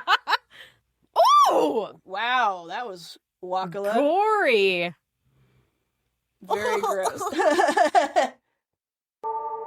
Clover walks down a pitch-black hallway illuminated by a street light flashing red. Clover hears growls and then hides behind some debris, covering the flashlight to her chest. The Wendigo crawls right up to her, growls, and then runs off. She pans the camera to see a dead Wendigo and audibly gasps. Creepy. Love it. Oh, I heard growlies. Ooh. No. Mm-mm. No. Oh, yuck. No. I knew that was going to happen. Yeah, that Wendigo looks like from the game, though. Yeah, it looks pretty good. They're not as gangly. Yeah, I think they had to maintain the human anatomy a little bit closer. Yeah. Yeah, if she was smart, she'd pick up a rock and throw it. But, you know, Ooh. clearly she's never played a video game in her life. Yeah, Better throw a rock now. Mm-mm. You telling me he didn't hear that, like, gasp? Press F to doubt. And click the F to sprint. Click the F to sprint! F to sprint!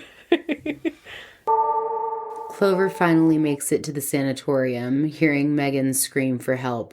She runs over to find Meg in a room with a big viewing window. Meg is strapped to a chair with a Wendigo chained up to the other side of the room, dying to eat Meg. I thought that help was going to be that thing that happens in the game, where it's like the Wendigos know how to mimic human speech. Oh. Yeah, it's really spooky. Like very much the Things of Appalachia kind of situation. Clover runs off to look for a key and stumbles into the cleanest room in the facility, an office. She sees a typed-up psych eval for herself, complete with a photo on the desk. Then she approaches a series of little TV security screens when the door slams and Dr. Alan Hill locks her inside with him. It's her file? Well, fuck Meg, I guess. Yeah. Oh! Well, it's time for your therapy sesh. Dr. Hill tells Clover that she has been a most intriguing patient. He explains that each monster is a unique manifestation of her psyche. Being chased by a masked psycho means powerlessness. As the camera pans to the desk, we see a photo of Joshua Washington, the main character from the game, played by Rami Malek. We lingered on that for a while. There's I wonder what she could liquid be on there. planning. There's liquid on the table. Yeah. Oh, it's dripping from the ceiling. Gross. Oh. We're going to make him explode, are we? Hey, there's Rami Malek. Hey! Now where's Hayden Panettiere? Yeah. The witch stands for repression, and he hypothesizes that the spontaneous combustion is a manifestation of her suicidal ideations. Clover notices there is water dripping from the ceiling, and you can see the wheels turning in her mind. He explains that she is the engine that makes this place run. She asks why he does this, and he explains that fear and trauma is what he studies. While he turns away, explaining himself, Clover moves his coffee cup into the leaky water zone until a couple of drops fall in, and then she scooches it back. He takes a sip of his coffee, and Clover backs up. He reminds her that someone always has to die. And she says, "This time, it's you." And he explodes magnificently. Feel like you could have moved it a little bit faster than that. Could have just picked it up, put it down. And move it back. We got to stop watching it. You Yeah. dumbass. Mm-hmm. Pop, pop. That's fun. He never dies in the game. Heck. Still think the exploding water was a little easy, but whatever.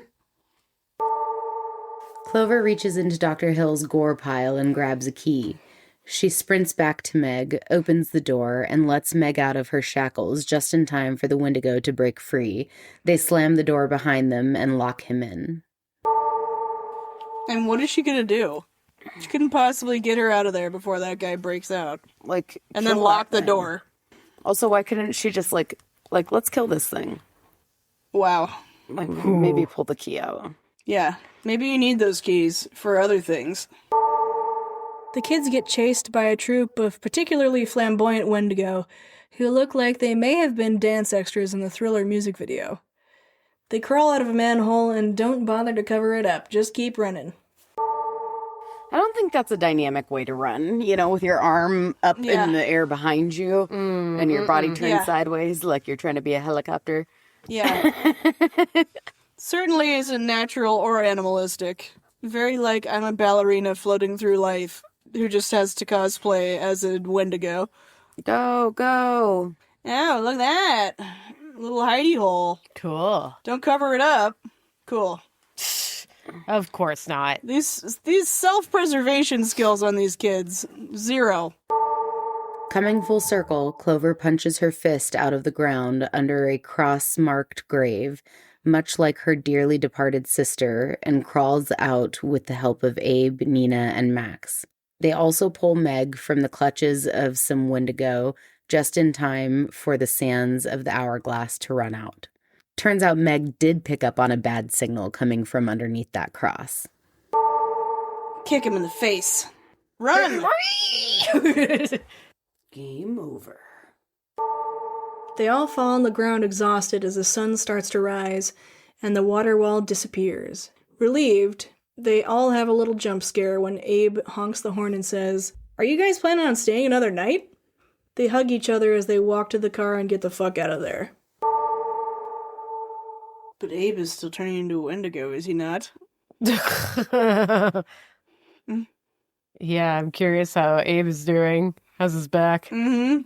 Wow, they actually gave us an Everyone Lives playthrough? I'm shocked. We see security cams from Dr. Hill's office change to what looks like the cabin from the Until Dawn game, and we hear some ominous whistling. There it is. There's the cabin. Oh. Are they teasing a sequel that's actually the game? Interesting. Well, I want to share my takeaway, but I'm about to sneeze. Okay. Great.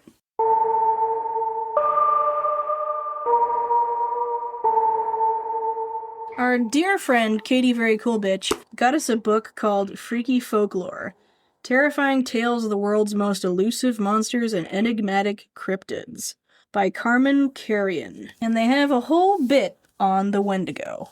The Wendigo is a cannibalistic nightmare of the North. Some facts. It's spotted in northern United States and Canada. The first sighting was in the 17th century. It's classified as an evil spirit or shapeshifter, and its personality is cold, inhuman, cannibalistic, desperate, and malevolent. Many indigenous tribes believe the Wendigo is a mythical beast or malevolent spirit that is said to prowl the woodlands along the coast of the United States and Canada, especially in the Great Lakes region. It is thought to be a representation of the dangers of pride as well as the winter spirit. Though opinions differ, the Wendigo is typically seen as a terrifying monster with a ravenous appetite for human flesh. Anyone who comes into contact with a Wendigo runs the risk of being eaten or possibly transformed into one themselves. Although the Wendigo was initially depicted as early Algonquin folklore as a demonic type of being or an evil spirit without any physical form, over time the supernatural being came to be thought of as a beast. According to Ojibwe beliefs, Wendigos are enormous creatures with slim bodies. The creature's most notable trait is an insatiable appetite for human flesh, which explains why they appear so slender but so large. According to legend, no matter how much human flesh they ingest, Wendigos are never satisfied and full. With each feed, they tend to grow larger. According to Algonquin legend, the terrifying creature has pale, ashy skin that is tightly stretched over its protruding bones like a latex suit. Its glassy eyes reflect the moon from their sunken, dark sockets, appearing blank yet brooding with evil. As the beast chases its prey from a looming height of 15 feet, in the pitch blackness of the forest, a terrible stench emanates from its skin, thick with decay and newly spilled metallic blood. Those who claim to have seen the monster in the flesh seem doomed by this horrifying vision. Some versions of the legend say that the Wendigo has the ability to imitate human voices, which it uses to lure prey. According to a part of the relevant legend, a stag's skull is set atop its shoulders, adorned with sharp fangs and a large tongue, which are two of its other standout characteristics. And that was something they did in the game. They could mimic people's voices, which was which they did, right? Like it mimicked Melanie's voice or whatever. Like they thought it was Mel at the door or whatever. Yeah, they only used it for just her. Briefly. But yeah. The monster appears as a byproduct of cannibalism and dark magic in infamous North American folktale. It is believed that if a man or woman eats human flesh, they will become a Wendigo. One may also turn into a Wendigo as a kind of retribution for immoral or forbidden behavior. According to certain myths, merely meeting a Wendigo might cause someone to turn into one. They could even dream of being possessed by the beast. The beast then takes on the identity of the individual after seizing control of its victim. Wendigos are outstanding hunters because they are incredibly strong, resistant to harsh weather, and possess keen senses. When injured, they have the ability to regenerate and mend their bodies. According to certain beliefs, the Wendigo would slowly drive its prey insane before attempting to lure them away with a repulsive odor that only it can detect. Cool. That's really cool. Thanks, freaky folklore book. Yeah. Thanks, Katie. Yeah, thanks, Katie. Well, I feel like it's a little obvious, but it definitely has the undertones of your trauma will continue to take you down if you don't face it. Mm. You know? Yeah, that makes sense.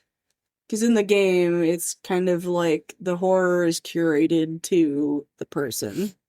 Yeah, I mean, he said this is like, it's all of her greatest fears, right? Like, her sister, her last person in her life goes missing.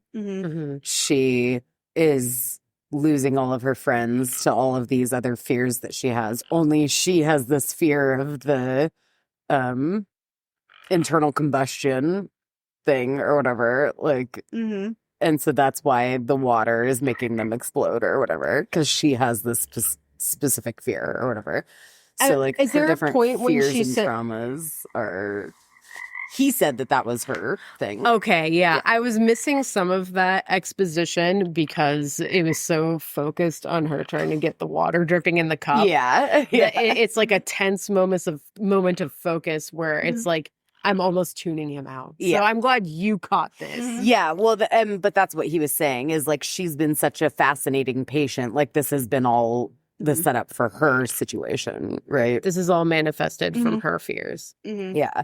And so Clover has these particular fears. He said that the combusting situation was one that he hadn't seen before. It's like what they said of like, it's almost scarier not knowing what's coming. You know, like if it was the same thing every time, then you wouldn't be afraid of it. Yeah. And so it's like your usual patterns that happen all the time, you just get stuck in and you're like not afraid of that necessarily. It's just become so passive. And then the different traumas and things give you these like triggers, like something random can totally trigger it. And like you don't even know what it is, but it all comes down to the same result. Death, right? Like that's in the movie, I mean death, right? But it always comes back to that same result of like you have maybe 5 different like traumatic situations or triggers that are like your biggest fears, and all of the things that you feel pissed off or triggered by in the world are all around those 5 things. Whenever you boil it down, it's going to come back to those particular things for you, right? So like if you don't deal with those issues, you're going to continue to find ways that it pops up in your life, even though it's something different every time.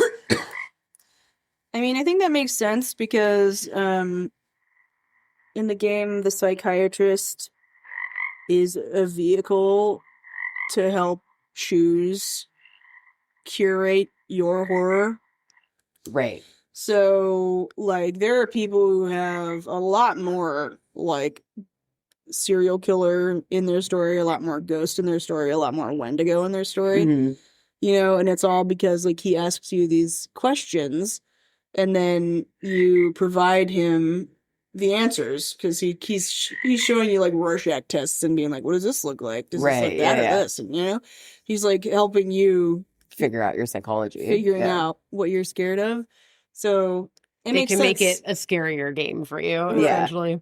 Yeah. And that makes sense that they chose, like, the way you're describing is very similar to that, you know? But it's also pretty different, too. Like, it is interesting seeing the similarities and the differences versus the game.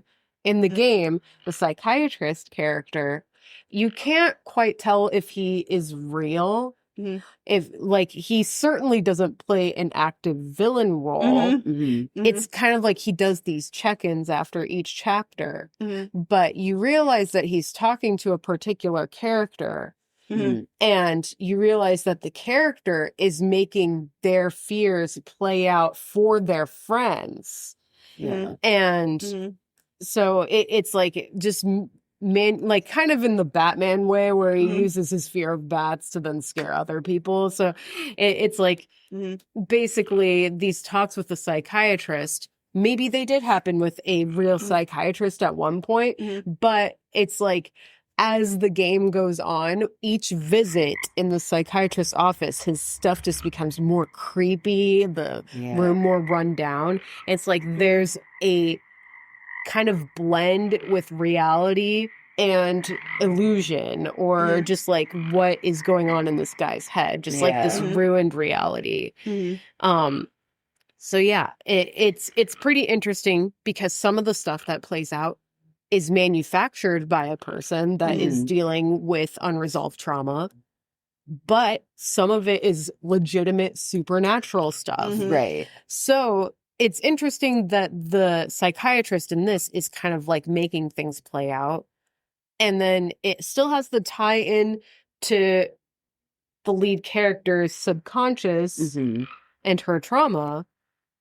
But also you have this supernatural element. Like, how exactly does her trauma, like, fuel this world? Right. And what I'm totally imagining is, just from experience with therapy, is all of the times they ask you okay, so like play that out for me in your head, like describe what you imagine that scenario would be like, or like what's the worst that could happen in that sense, of like, well, play it out for me. What do you think would happen if you said this or if you did that, right? And then you go through what is my most drastic situation, or like, yeah, skitty. I really enjoyed that. I actually thought this was a fun movie. I thought it was fun. It definitely it relied on the jump scares for all the screams, of course. And now my neck is thrown out. So thank you, movie. Totes appreciate.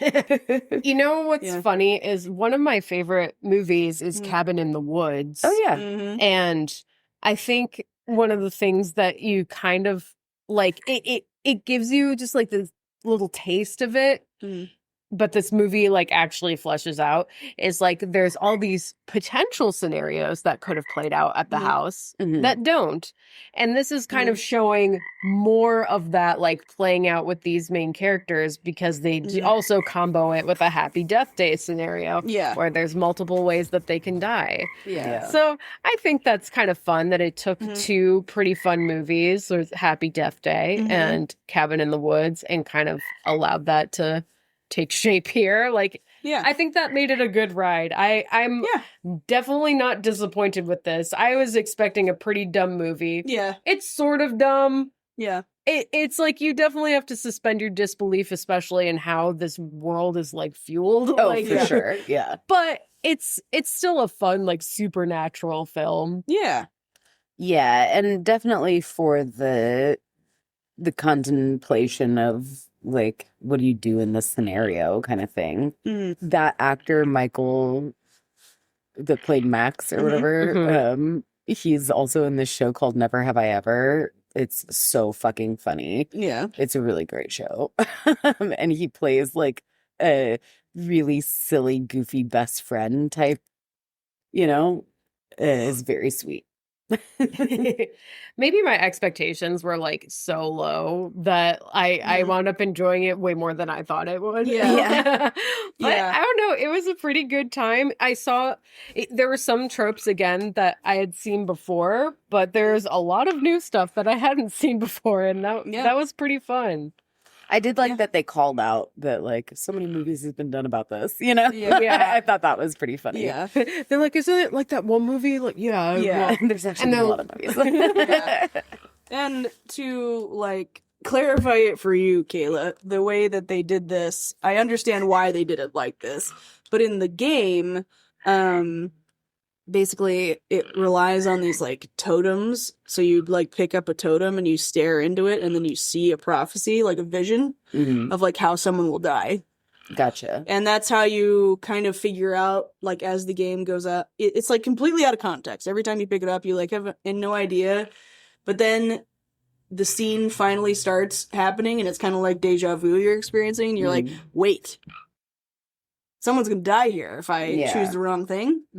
And so that's how you get to see people die in all these horrific ways so many times. And like, obviously there is like a little bit of a save reload function, but not too much in Until Dawn.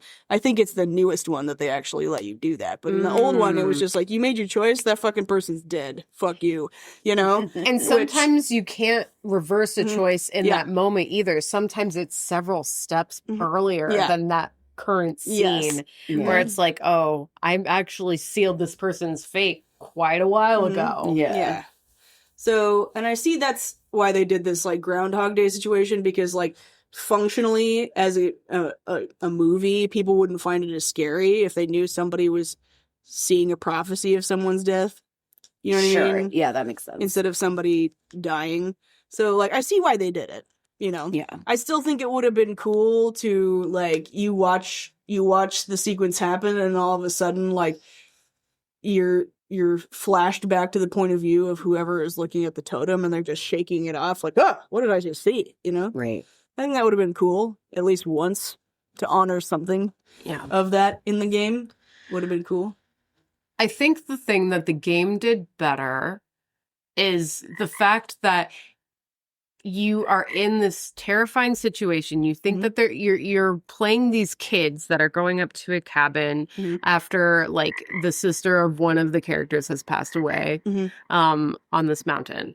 So they're going to like revisit this place and just get together and I don't know, just show some like unity and support like support for this friend. Yeah, exactly.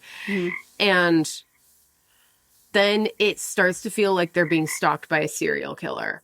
And like just creepy things are happening and like the brother gets killed off and just like all this creepy stuff starts happening. And in between each chapter, you're getting this like shot with the psychiatrist. So it's like a retelling of what happened or whatever as they're telling it to the psychiatrist? They're kind of like almost, the psychiatrist is like, why are you playing this game? Why are you doing this to these people? And so you realize he's talking to the killer. Yeah. Quote unquote. Yeah. Eventually, like, it feels like he's breaking the fourth wall to talk to you. Yeah. Because he's like, why did you make these decisions? Like, how did you... So why when did he you do it first this says way? game, it sounds like he's talking about the game you're playing until dawn, trademark. But he's talking to the killer, you realize, after several visits with him, like, oh shit, okay, which character is he talking to in this group? Yeah. That someone in this group is the killer. Yeah. And like, it turns out that it's the brother who looked like he had gotten killed off, but actually had like a dummy body that got like sawed in half and his head was like sticking through a thing. Oh, wow. So so it's the brother that was doing this because he wanted to get revenge on this group for not like helping his sister the night she died. Oh, wow. Yeah. And so then one of them gets really angry because they're like, it's the two sisters, isn't it? yeah, there's two sisters. That's right. His twin sisters. Both of them died. Both of them died. Yes. Wow. Yeah. I kind of forgot about that. But yeah. Yeah. But yeah, one of the characters gets furious because it's like another member of their party or their one of their friends he believes actually got killed. And as far as we know, she did. And he did not cause it. So then this is where the game changes and you realize that there's some other threat on this mountain going on here. Yeah. and that's when they introduce the supernatural element of the Wendigos. And There are some like ghost situations too. Yeah. Some rather like straight up supernatural, not just like Wendigo stuff. So there's like that part too. Yeah, I think if I remember right, the ghost stuff was orchestrated by the brother. Like he used dummies and stuff. Yeah, but when you're playing it, it's like, oh, okay, there's also something this paranormal element, is happening. You know?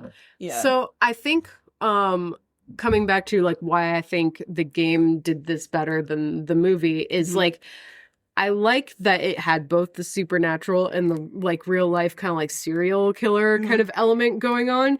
And you think it's one thing for half the game and then it switches over to the supernatural and it's like, oh, they had this threat here all along. Yeah. And now they have to survive this. Yeah. And this, it's like her fears kind of fueling this place in some way is very yada yada.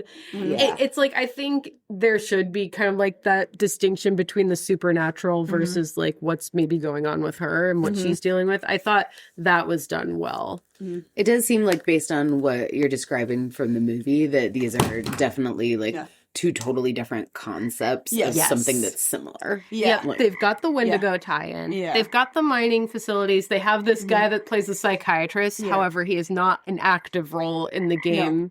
He's like, kind of like almost a they narrator. Almost could have made it like called something else. Like they could have like called it like Survive the Night or something, but like it would have been like too close to Until Dawn for like them not to be like, yeah, that's Until Dawn, you know? Like, yeah.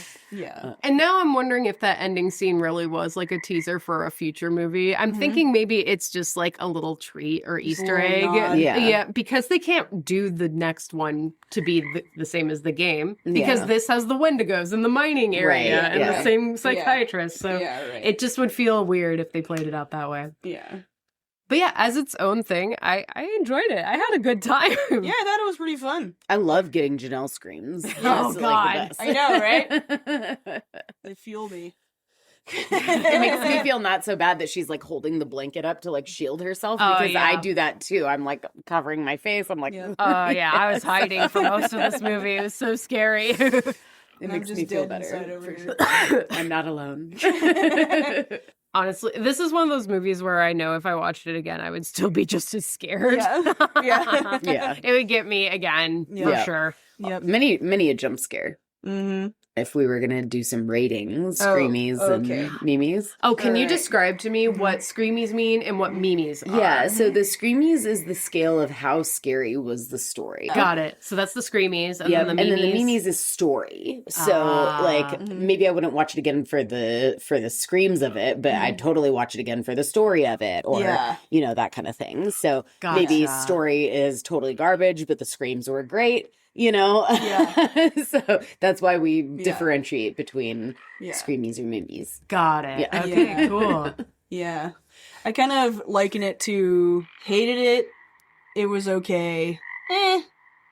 Liked it and loved it. Got it. You know? I would say like a 3 for screamies. Like I thought like we definitely got a handful Yeah. of good screams out of that. And I think I'd say and like 3. you were saying, like if we were to watch it again, I think I would get scared at the same points again, you know? So I think a 3 is pretty solid. Yeah. Yeah, I would say I agree with the 3. And what would you say for memes? For memes, story-wise, I definitely could have used more Yeah. exposition on what was happening. Like as far as like how they got into this situation, like what is happening in this space. Yeah. I liked the like you survive the night or you become the night kind of theme. That was helpful. So I would say I'm gonna give it a generous 2.5. Yeah. That's a good rating. Yeah, I would give it 4 screamies and 2 memes. Yeah. Yeah. I mean, I felt it's more likened to a roller coaster ride for me. Yeah. You're there for the thrills and the for the ride, not necessarily Yeah. for the plot. Yeah. Like I said, I didn't even barely notice the exposition. The exposition. Blur, while the blur, she's the trying blur. to poison the cup. The basically. exposition dump because I'm like, poison in the cup. Da, da, da, da. Like, yeah. I was just along for that part of the ride. Like, she gonna explode Drink the him. Kool-Aid. Nothing he says matters. Yeah, Like, right? yeah. And you're like, oh, yeah, he said all this. I'm like, he said what now? Yeah. Yeah. Yeah. I would love to see like a deeper dive into this is a psychological experiment where like things have gone horribly wrong in this specific space that has this weird energy of this mining thing. If they would have like gone a little bit more into that story Yeah. for more story and less like slashers, Yeah. then like I think I would have definitely rated it higher. Yeah. For sure. Sure. Yeah. Oh, I will say maybe 2.5 is definitely the way to go for the memes. Now that I think about, because I liked the characters in general. Yeah, I did like the overall, I characters. actually liked the characters, Yeah. which I can't say I feel that way for a lot of films, but Yeah, right. I like them. At least most of them. Yeah. Yeah. I guess I'd go with 2.5 for the screamies and 2.5 for the memes.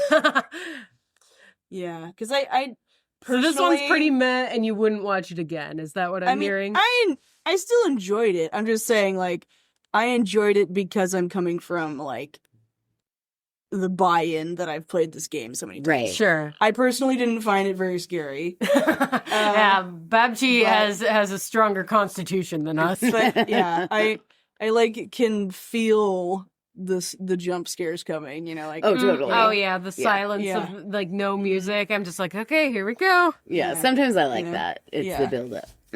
and I agree that it needed more story. And Yeah. obviously it's because we've already enumerated because the game did such a great job with the story. It was so heavily story, you know. We'll have to play the game Yep. on the live. We'll have to play the stream. game.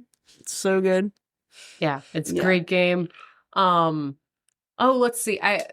set wise, there were some like particular parts that I was impressed with the set. Mainly like the sunken in houses. I thought that was something I hadn't seen before. I thought that was kind of cool. That was cool. Obviously, there was a lot of it that was kind of piecemealed together. That was like a lot of different things. It was just thrown together a bunch of concepts, but it kind of worked for this movie.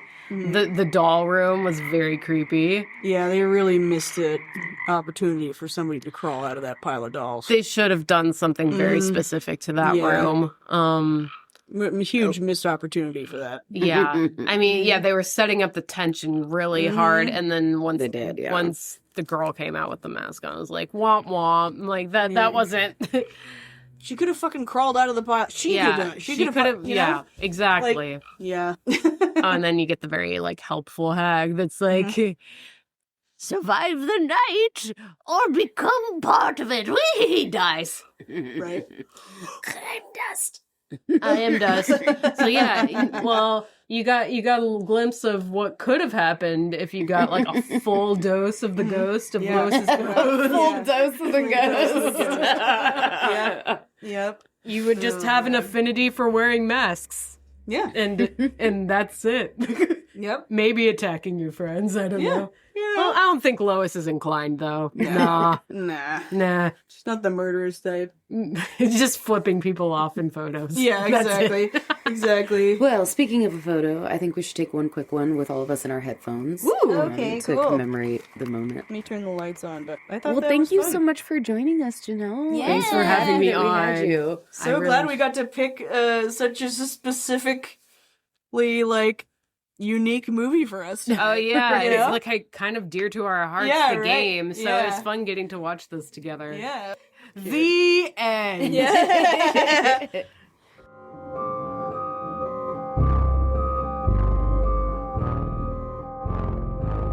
Hey, thanks for listening to Screaming Mimes. We are an independently run podcast and greatly appreciate your support. Special thanks to Katie Parker for our intro audio clip, our husbands for their support in creating this project, and our guest hosts for adding to the screams. Please remember to follow, subscribe, share, and review. Scare you next time.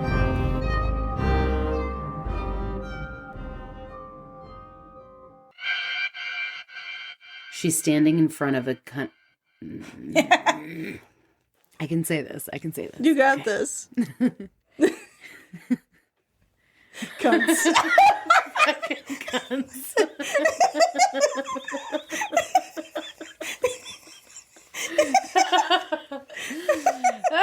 I could tell you were so ready, and I was like, Welcome to the country corner. We got guns.